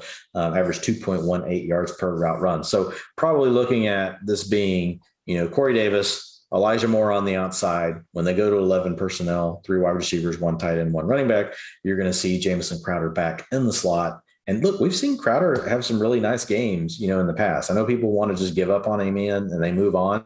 I would much rather own Crowder than any of the receivers right now on the Titans, even if Julio Jones and, AJ Brown were out next week, because I'm not sure where that's going to go. It's just kind of spread out a little bit everywhere. So with the Jets, so some positives. They have some more good matchups on the horizon. So I think this could be a little mini, I don't want to call it like an awakening, but like they're not asleep anymore, is what I would say. So I think you can get a little bit out of this Jets offense moving forward. If Michael Carter is we'll have a waiver wire show obviously tomorrow, but preview. If Michael Carter's out there, he's definitely a player that we'll be talking about. They got the Falcons next week, Dwayne. We got to buy after that, but that Falcons game, we are loving that. And yeah, with Crowder, man, 9 targets, like we'll take that. It's never been about the players so much. I was skeptical that with Davis, with Elijah Moore, that he could still maintain this sort of role, but it's kind of setting up for even once Elijah comes back, he and Corey Davis will be on the outside. And hey, if Zach Wilson and company want to feed the slot, just like, Darnold and Gase did before them, and it works out, so be it. PFF Lily matchup stat. So the rushing triple crown, I'm not sure if it's a real thing, but I made it one when I was bored in the summer one time. Most rush attempts, most rushing yards, most rushing touchdowns. You got to get all 3 of those to get your triple crown. Only 2 guys in NFL history have done it in more than 1 year. O.J. Simpson and Derrick Henry, who is on a 2-year streak of winning the Triple Crown. And my goodness, if Sam Darnold keeps scoring, all these touchdowns, Sam Darnold, number 1 in the league with 5 rushing touchdowns right now, which is absurd. As long as Henry can hold off Mr. Darnold for that rushing touchdown score, I think he's going to get there, people. On pace for 480 carries, 2,168 rushing yards, and 17 rushing touchdowns. Dwayne, it's barely October. Like, we're not even the winner yet, man. Like, the winter is coming, and I don't even know what it's going to be for Henry at that point. 60 carries, 300 yards. It's going to be like when you were a jackass kid and you were like putting the NCAA 2006 difficulty on freaking rookie and just blowing those dudes out. So anyway, NFL Week 4 is in the books, which means PFF has data and grades for every single player who logged a snap last week. What can you get with the PFF subscription? Well, all of PFF's locked article content, PFF's NFL and college football betting dashboards, 0 to 100 grades of every single player, including the top rookies on every team, our player prop tool, which shows plus minus value for every NFL prop, and more. So check out the highest graded players from Week 4 and look to find early value on spread picks and player props for Week 5. Also, we have DraftKings Sportsbook, an official sports betting partner of the NFL, has a Week 5 offer for every football fan that you should jump on right now. New customers can bet just $1 on any NFL game and win $100 in free bets if either team scores a point. The last 0-0 time the NFL was in 1943, so it's looking like a no-brainer, people. Again, download the DraftKings Sportsbook app now and use promo code PFF. Throw down $1 on any NFL game and win $100 in free bets if either team scores a point. It's promo code PFF this week at DraftKings Sportsbook, an official sports betting partner of the NFL. Must be 21 or older. New Jersey, Indiana, or Pennsylvania only. New customers only. Min $5 deposit and $1 wager required. 1 per customer. Restrictions apply. See DraftKings.com/sportsbook for details. Gambling problem? Call 1-800-GAMBLER. I also want to note that the Fantasy Football Podcast is sponsored by Western and Southern Financial Group. While you focus on your roster moves, Western and Southern helps advance your money moves, buying your first home, planning to start a family, wondering how to make your money grow. Western and Southern's playbook of life insurance, investment, and retirement solutions helps you rest assured on game day. So team up to identify your needs and address your goals with a game plan built just for you. Get started at westernsouthern.com/PFF. Last one, people. It's football season, baby. And you know what that means? It means we're going for 2 here with the sponsor of today's show, Manscaped. Should have read this before I started. Blitzing through hairs has never been easier. And it's time you join the 2 million men worldwide who trust Manscaped by using code PFF on manscaped.com for 20% off plus free shipping.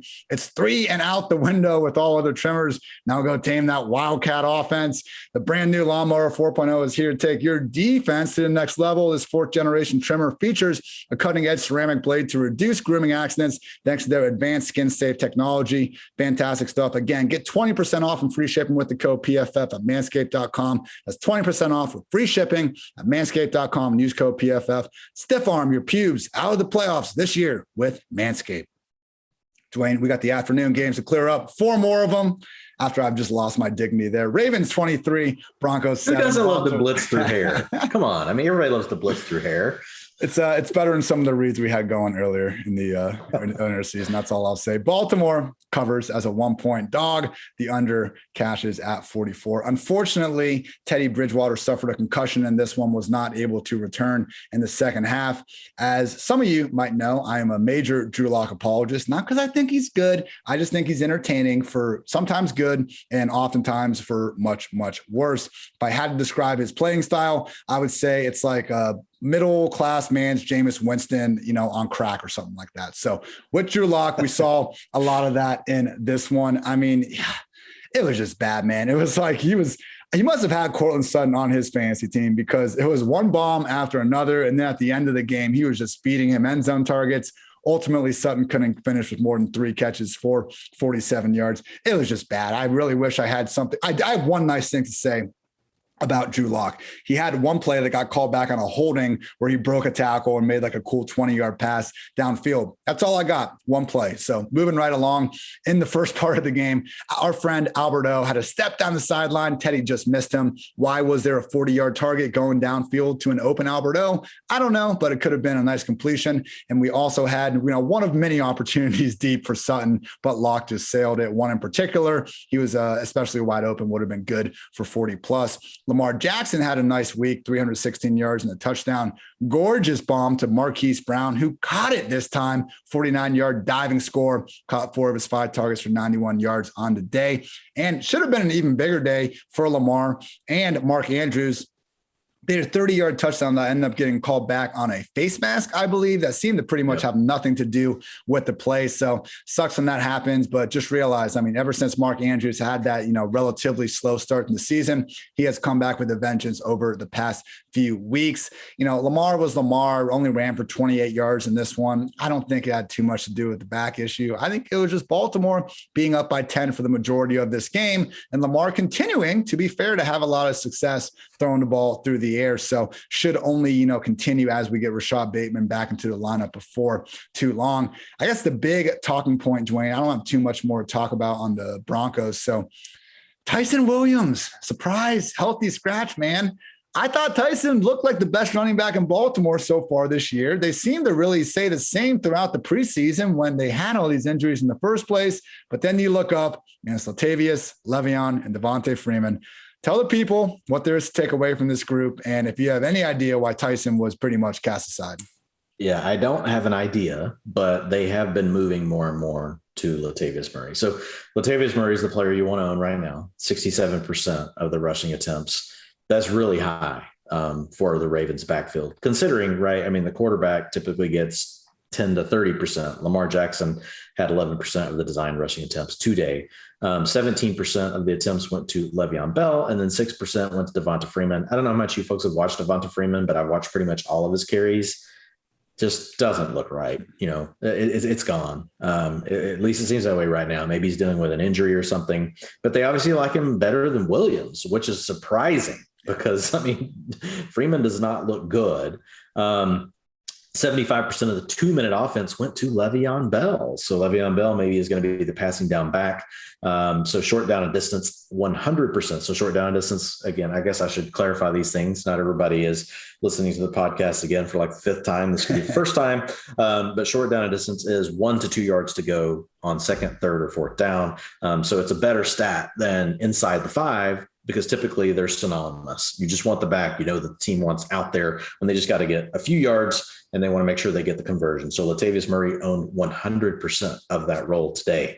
Long down and distance is third down, fourth down, and over 3 yards to go, situations where the NFL on average passes 90% or more. So they're going to want the best pass catching back or the back that can protect, right, and pass protection. And that really went more to Le'Veon Bell a little bit more today, 36% for him. But he got the 2-minute offense, which is really when the offense is in the hurry up and just trying to score points, typically at the end of a half, or if they're in comeback mode. So Le'Veon Bell looks to be more the passing down back right now. Latavius Murray's going to handle more of the short down distance and the early down stuff. And then you have, you already hit on Andrews, you already hit on Marquise Brown. Nothing new there. Both look great from a utilization perspective. Everything's still good. We're still waiting, eventually on having the return, right, of the rookie wide receiver.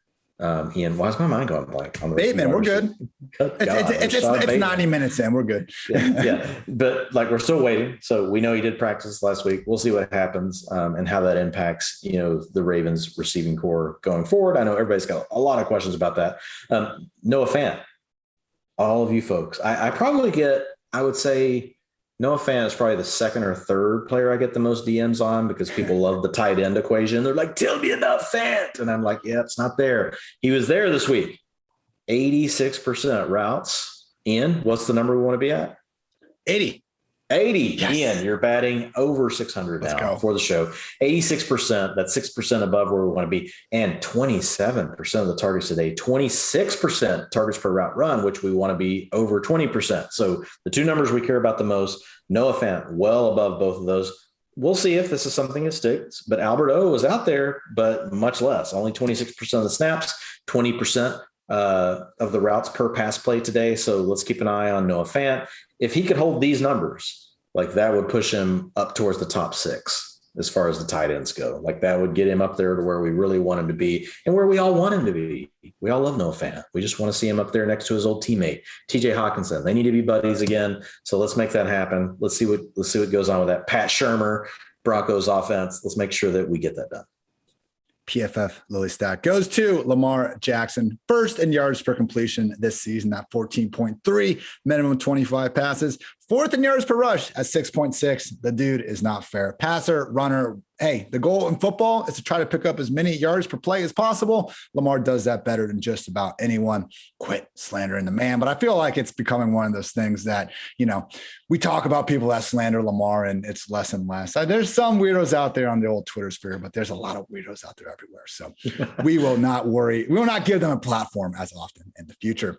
Next one, disappointing. There's hell of a week 1 for the Steelers. Since then, been pretty rough. Packers 27, Steelers 17. Green Bay covers at 6.5 point favorites. Under cashes at 45.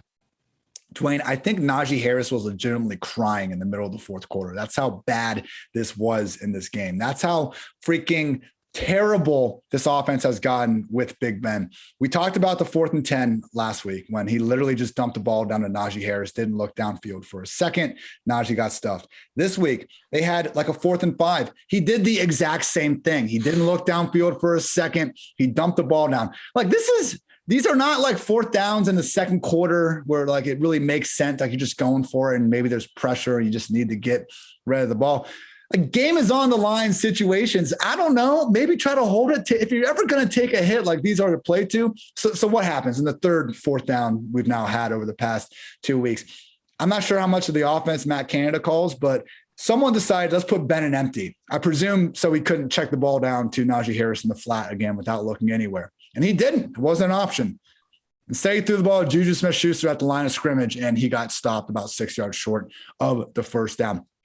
It's unwatchable at this point, Dwain. And it's unless you're Najee Harris or Deontay Johnson, you should absolutely despise Big Ben. And I mean, I think Najee does at this point as well, if that happened. I don't know if Najee was actually crying, but he was on a knee with his hand in his freaking head. And it's pretty funny to imagine him actually crying out there. So with that said, Najee did come back, 6 more catches, 62 yards on the ground and a score. Deontay Johnson came back and looked as good as ever, 9 catches, 92 yards, and a 45-yard score are over. Guess who? Jair Alexander. Haters say he pushed off. I say that's how you get separation. And if you're good enough to not get noticed by the refs, then kudos to you. So that was the Steelers offense. And again, just more of the same from Big Ben. There is not a more washed quarterback in the league right now. And I'm not sitting here necessarily trying to just shame Big Ben for no reason. The dude, as I'm looking up right now, is 39 years old. This is what happens to pretty much every quarterback that's not named Tom Brady. So it's just life.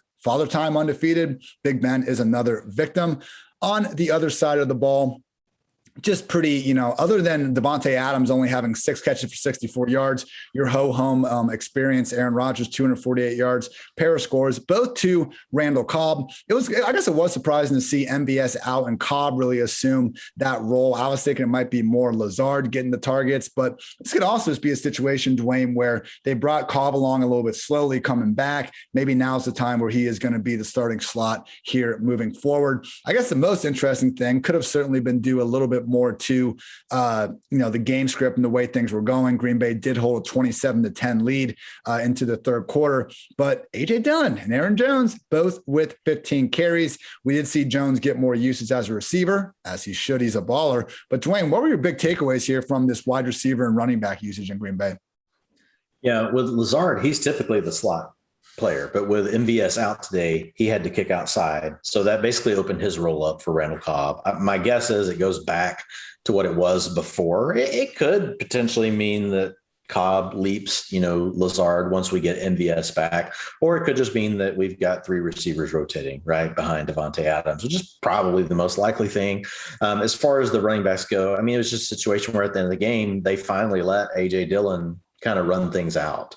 They hadn't been doing that. They've been giving that to Kylan Hill, which was really problematic for A.J. Dillon truthers who have been drafting him, saying he would have standalone value, because up until now, basically what was happening is everything early in the game was going to Aaron Jones, and then you might get in the middle of the game where they were kind of ahead and you'd get A.J. Dillon. And then as soon as the Packers got ahead by a decent margin, they were going to Kylan Hill, which meant there was just this really tight needle that you had to thread to give A.J. Dillon like any kind of path towards value. So this made more sense to me. You get ahead, you want to let the bigger back just kind of pound away in the 4-minute offense, get things done, get out of the game, keep everybody else healthy. So I think Dillon can carry value moving forward if you think that the Packers are going to be a heavy favorite. Outside of that, I really still don't want to do much with A.J. Dillon. 63% of the snaps went to Jones, 40% went to Dillon. If you take away some of those looks in the garbage time, you're going to get him down to 25% again, right? So any kind of game where it's going to be competitive, close, Aaron Jones is still going to by far be the lead back. If you look at the short down and distance, that's the positive for A.J. Dillon. Now, some of this is because those came later in the game, but 67% versus 33% for Aaron Jones. But Aaron Jones was still the back that was clearly preferred on passing downs and otherwise during the game. As far as the Steelers go, Deontay Johnson, man, 36% target share. When the dude plays, he's it. He is the number one, no doubt about it. No one else is really honestly close, because we see these other guys play, even when he's out, they don't get towards what he's at. And this has been going on long enough where, look, it's essentially Deontay Johnson's going to be 30 to 35% of the targets every week if he can complete the game. And Juju, Claypool, Washington it actually doesn't matter. You can name the player. It matters somewhat. They got to be good enough to at least demand this enough targets, but they're going to be somewhere between 15 and 20%, of the targets. So it's really Deontay Johnson's world, and everyone else is just living in it. You already hit, I feel bad for Najee. I hope that he wasn't about to cry. Fantasy owners shouldn't be about to cry, though. 80% of the snaps, 94% of the rushing attempts, a little bit lower on the routes per drop back this week, 65%. They decided to get Benny Snell and Kalen Ballage involved in the game a little later. But still, man, 18% of the targets. That's a great number for a back. Man, if you can be between 15 and 20% for a back, that's elite target share status. Najee still has that. Still got a stranglehold on all the rushing attempts. So as bad as the offense is, like we've said all along, Ian, Najee, volume. Oh, yeah. Add a little more volume on top of that. Volume. Only other thing I would add is Juju Smith-Schuster, 2 catches, 11 yards on 8 targets. He should have had a 30-yard score, though. But guess what? Big Ben sailed it, because that is life in this Pittsburgh offense when it's not dump offs to Deontay and Najee and the occasional great play from one of these guys downfield. Chase Claypool was out with a hamstring injury, but as our PFF Daily stat will show, it just doesn't matter with Deontay's targets. In non-injury impacted games since week 1 of last season, I will rip these off quick, but you will get the trend also quickly. 10, 13, 15, 10, 11, 16, 13, 12, 7. He got benched against the Bills for some drops, which have not been an issue this year. Since then, 13, 14, 16, and in 2021, 10, 12, and 13 targets. Deontay Johnson. Yeah, it'd be great if his quarterback's arm wasn't about to fall off. Hopefully we get to see what that looks like in 2022. But for now, still anyone's idea of an upside wide receiver 2 at the absolute worst.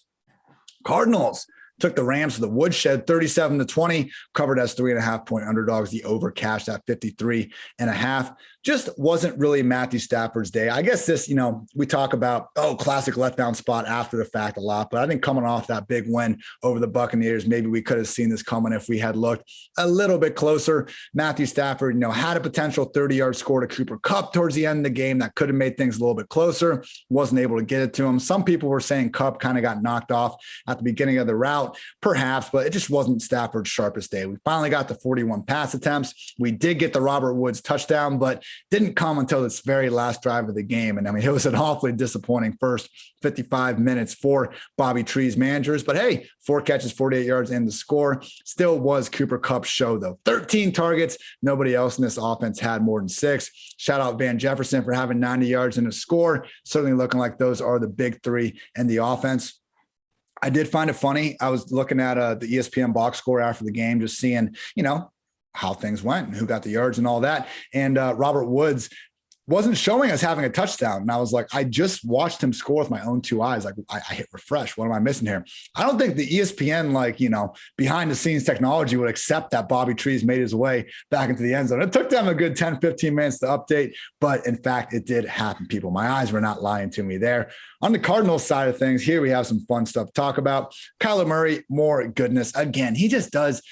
His 268 yards and 2 passing touchdowns don't even do it justice. The throws he was putting on tape, down the seam to Max Williams for a touchdown. Just a perfect ball to A.J. Green for a touchdown. DeAndre Hopkins down the sideline, putting the spot only where he could get it. Just more of the same from Kyler Murray, who is quickly, I don't know if MVP frontrunner is the right word, but he's certainly in that top 3, top 4 at the absolute worst at this moment in time.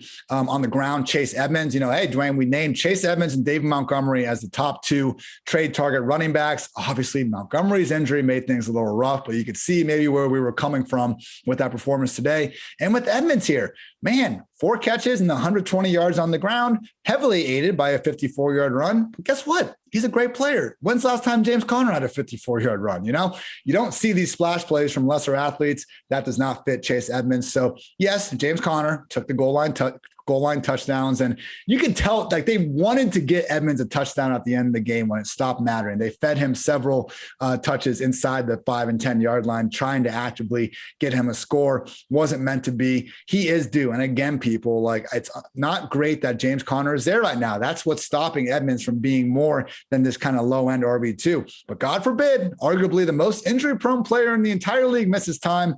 Chase Edmonds' ceiling is literally the moon in this high scoring offense. Dwayne, I just want to get your take on the receivers because, I do my wide receiver, cornerbacks, and tight end column every week. And I think Max Williams is someone we actually need to start paying attention to. He is being used with a full-time rate, and Kyler keeps going back to the guy. And also, I think it's time to stop ignoring A.J. Green. We've gotten here, man. It's week 4. We didn't give it to him in week 2 when he beat up on Bashaud Breeland. We didn't give it to him in week 3 when he beat up on the Jaguars. But hey, man, this was the Rams defense, and he wasn't exactly eating Jalen Ramsey's lunch or anything like that. But apparently, Kyler Murray can get more out of A.J. Green than Zach Taylor and Joe Burrow could, which, isn't the craziest thought in the world. So thoughts on these receivers and running backs here in Arizona?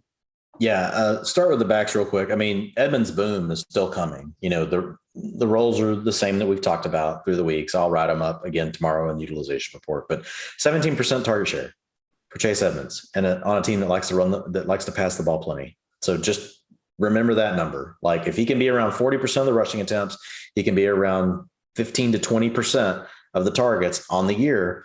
Like he's having a great shot of finishing. He'll finish as an RB2, but he has a shot for as the season goes, like that utilization could actually catapult him like up the boards if he has a few things that start to break his way.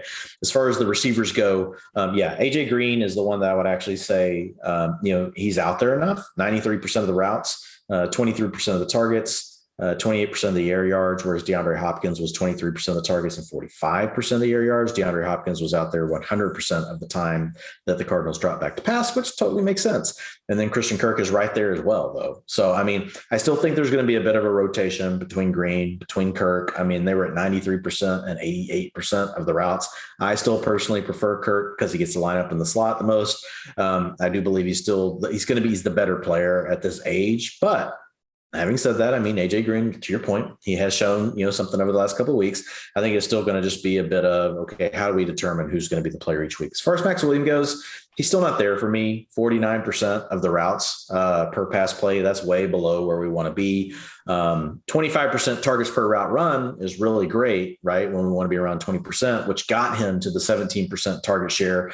Encouraging the way that he gets used as well, like his 3.3 yards per route run, like they use him downfield. He's not the type of tight end where he gets a check down, right, with an ADOT of 2 or 3 yards. He is working further down the field, and he's playing really well. And look, Max Williams was a 2nd-round pick for the Ravens, 6-7 years ago now? But he's a guy in dynasty leagues that I held out on forever, just never worked out. So, I mean, there's talent there, but we definitely need to see more routes before I would be willing, other than like in super, super deep type formats, to really be willing to run him out there every single week. I think he's a low end tight end too, based on utilization, but he's definitely he's a player that's flashing for sure. Like every time I watch, when I see Max Williams, I'm almost like, who's this new tight end they got? He had the most like fluky big play ever a couple of weeks ago. It was like a double tip pass. I'm like, I'm not falling for this, but no, he's overcome it with a ton of great plays. You're right. Yeah. And then for the Rams real quick, Darrell Henderson, man. He doesn't care about rib cartilage. 90% of the snaps, 81% of the routes, 67% of the rushing plays, 89% of the short down and distance, 92% of the long down and distance, 13% target share. Sony Michel, you don't exist. I'm sorry. I love you. Your mother probably loves you as well. But in fantasy football, you don't exist. You're merely a handcuff. You should not be in any lineups. In smaller formats, you can be dropped. Yeah. Not great for Sony. And this was a situation that we were kind of taking a pass on. Like, Dwayne, Henderson's a top 15 running back, maybe top 12. He's probably top 12. His utilization is there, and he plays in a great offense. I do believe that the time is coming for Darrell Henderson. Knock on wood. Hope that doesn't make anybody scared. I did it very lightly because I know Ian can get excited.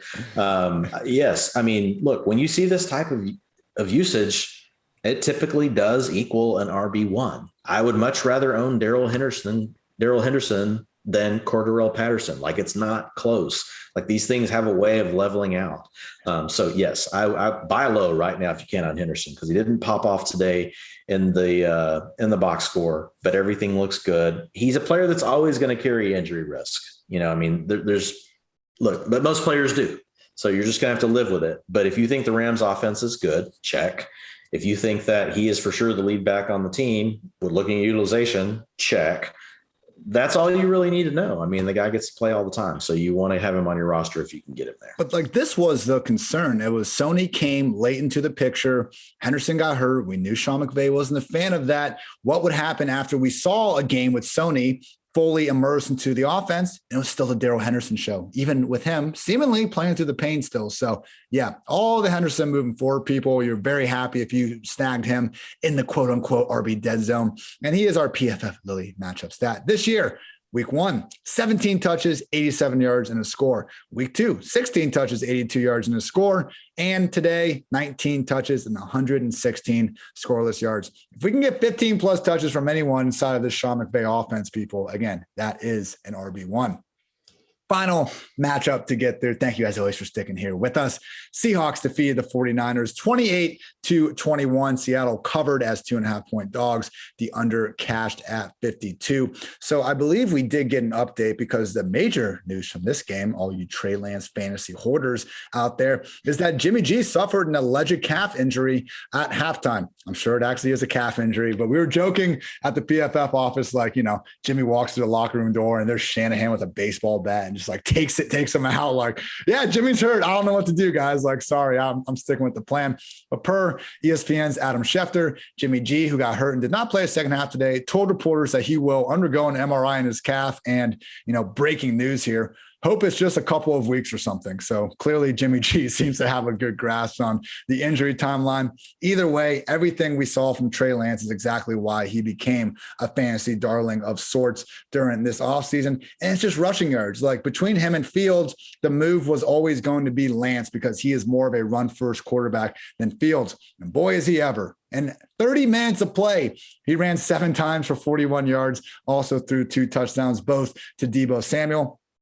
Yeah, the 76-yard touchdown was a complete blown coverage. I believe Jamal Adams was yelling at someone. It seemed like he was supposed to take the wheel. I know in cover 3, the flat defender is supposed to run with the wheel. Whoever was responsible, they did not run with the wheel, and that led to Deebo going 76 yards untouched. Deebo then had a grown-ass man touchdown from short distance later, finished the day with 8 catches, 156 yards, and a pair of scores. So if you thought this was shifting to more of a Deebo, Brandon Ayuk situation, not so fast, my friend. Brandon Ayuk, 1 catch, 15 yards on just 3 targets. We did see George Kittle go 4 catches for 40 yards. He almost had a touchdown, similar to that Zach Ertz play from before. Like, I'm not calling Kittle a drop by any stretch. He took a hard hit, but hey, Lance put the ball in his hands in the end zone. It was a good throw by Lance. Couple other notes on the Seahawks side of the ball. Russell Wilson, hardly his most prolific performance, 149 yards, but 2 touchdowns, and was able to get DK Metcalf early on one of those where we saw more route running goodness. Like one of the most ignorant things you can say these days is that DK Metcalf is a limited route runner because you're just holding on to that 1 3-cone time that everyone was talking about like 3 years ago at this point. Look at his touchdown. Look at the pretzel he put Patrick Peterson in last week. Like, there are numerous examples of Metcalf doing everything you want him to do as an alpha number 1 receiver. He is far from a one-trick pony, people. He did show off the case of the dropsies, which has been a concern throughout his career. Russ put one on a dime down the sideline. Would have been good for about 40 yards, couldn't come down with it. Whatever, still had 65 yards on the day. I think that's my last main point. Shout out Alex Collins. You mentioned never cutting ties with Max Williams on the fantasy squads. I'm the same way with Alex Collins. Did I start him this week? No, but found his way into the end zone, 44 yards on 10 carries. Chris Carson wasn't quite as effective, and Russell Wilson also found his way into the end zone as a rusher to cap off the scoring. So, Dwain, let's start off with the 49ers side of things. Are we sounding the alarms again for Ayuk, or is this just a situation where he was on the field and he wasn't getting the targets? No, man, it's bad. 67% of the snaps, 68% routes per. No, we were done with play. this. No, we're not done with it. Like they you got to have Mohamed Sanu out there, dude. You got to get Trent Sherfield deserves 28% of the routes per pass play. His mom wrote into the 49ers office and complained, that Trent needs more playing time. Evidently, Coach Shanahan got the letter, felt kind of bad about it, didn't really want to deal with the confrontation with the parent. It gets weird. So Brandon Ayuk, 68% of the routes run because his parents, apparently they're kind of wieners. They don't really fight for their kid or their rights. So that's where we're sitting with Brandon Ayuk right now. 8% of the targets. He belongs on a bench. In shallow leagues, you can cut Brandon Ayuk. It's official. It's done. Like, the offense doesn't look good. They run the ball all the time. Deebo Samuel, and I'm just going to say this really slowly and just so everybody can take it in. He's the alpha. He's the alpha on the offense. Like, every single week, Ian, 30% target share every week, like clockwork. His parents must be freaking bullies, like his name, Deebo. Like, he just comes steal your bike, So it's Deebo's like Zeus off of Friday. If you guys have seen that, like, that's what I think about with Deebo. I know that's like where his nickname came from. So, dude, if you are rostering Deebo Samuel and you got him in the 7th or 8th round, congratulations. Like, at this point, like, look, what else do we say, Ian? 4 weeks in, I mean, to me, it is what it is. Like Debo is the alpha of the offense. Like it's not like this is 1 week or 2 weeks. This is every week. And we've only seen Brandon Ayuk get to 90% of routes one time on the season. And then we see him regress backwards the wrong way this week. I just don't think you can trust him anymore on an offense. Now it'd be different. Like if we were like, what, man, this offense runs 75 plays a game. They throw the ball 70% of the time. Let's see if Ayuk comes around. No, this is an offense that wants to run the ball as much as possible. And they want to leave the game running as few plays as possible that it takes to win, meaning they'll run 50 if that's all they need to do. So it's like if you looked at the Bills, the 49ers are the exact opposite of the way they want to play the game. Deebo Samuel this year has 42 targets. Brandon Ayuk has 11. They're telling us it's Deebo. Like, this is it. And it's, I said before how people can't victory lap being on Darnold as much. Like, I can't victory lap ranking Deebo ahead of Brandon Ayuk in the preseason rankings because I had both as wide receiver threes because I thought this was going to be the low volume passing attack that it is, split up fairly evenly between Deebo, Ayuk, and Kittle. What happened? Just like in Carolina, one of those guys took the hell over. That's Deebo, and obviously DJ Moore is doing his thing out there. Like, it's tough to tell sometimes, people, and we do the best we can, but once these things show themselves, and we are through 4 weeks, it has shown itself. We need to adjust and move on. So I really would like not to cut him because I can't quit a talented player this good. But no, I agree. Look, I'm saying 12 team, leagues where you've got 15 plus players on the roster. That's the type of situation where you're cutting in. If you're in like a 10 team league with 15, 13 players, that kind of thing, it's on the table right now. You're not wrong. That's where you're like borderline. Once you get down though to like 18 leagues, which a lot of people play in, right? 18 leagues, and you're talking 12 to 15 players on the roster. Like, I think he's cuttable in that format right now. You get to the middle, it starts to become questionable. If you get into those deeper leagues, you're probably still going to hold Brandon Ayuk. I'm not telling you if you're playing in a high stakes tournament, not that, you guys already know anyway, like the players that play in high stakes, like they know you don't drop Brandon Ayuk, but at the end of the day, like he's still getting close, like even in those other formats. Like 3 out of 4 data points have been really bad for Brandon Ayuk. The only other thing I'll say about the 49ers, so you saw Trey Sermon play again today. You had Elijah Mitchell out of the game. It really wasn't much better for Trey Sermon from a utilization standpoint, a little better, 51% of the total snaps, about like last week. Last week, I think he was 47%. And then you had routes per dropback or per pass play, 26%. Kyle Juszczyk was out there 80% because he's a beast, 73% rushing attempts to Sermon. They actually didn't give the ball this week to Juszczyk, but you had Trey Lance more involved. He had 15% of the design rushing attempts. Patrick had 8%. And then you had short down and distance. That was 56% to Trey Sermon. Long down and distance, 36%, 14% of the 2-man offense to Trey Sermon. So those things that he had 0% of last week, he actually got a little bit of this week. So you could call that a positive, but we'll probably, who knows, it's Shanahan. We'll probably, my guess though, get Elijah Mitchell back next week. And when that happens, I still think based on the data we've seen so far and seeing the game where Elijah Mitchell got to play without Trey Sermon active, he got pretty much everything right until he got hurt. So that makes me think that Elijah Mitchell is still the lead back to own for the 49ers, but these things they're positive for Trey Sermon. Maybe he's done enough, Ian, to just kind of keep his foot, like the door is not completely slammed on him. Like he's got his foot in there and it hurts. Like he's screaming because, Elijah Mitchell's like slamming it, but it's like, he's done just enough to just be active when Elijah Mitchell comes back. If Trey Sermon can just be active, let's just take it one step at a time, one day at a time, one step at a time. So we'll see where it ends up once Mitchell's back.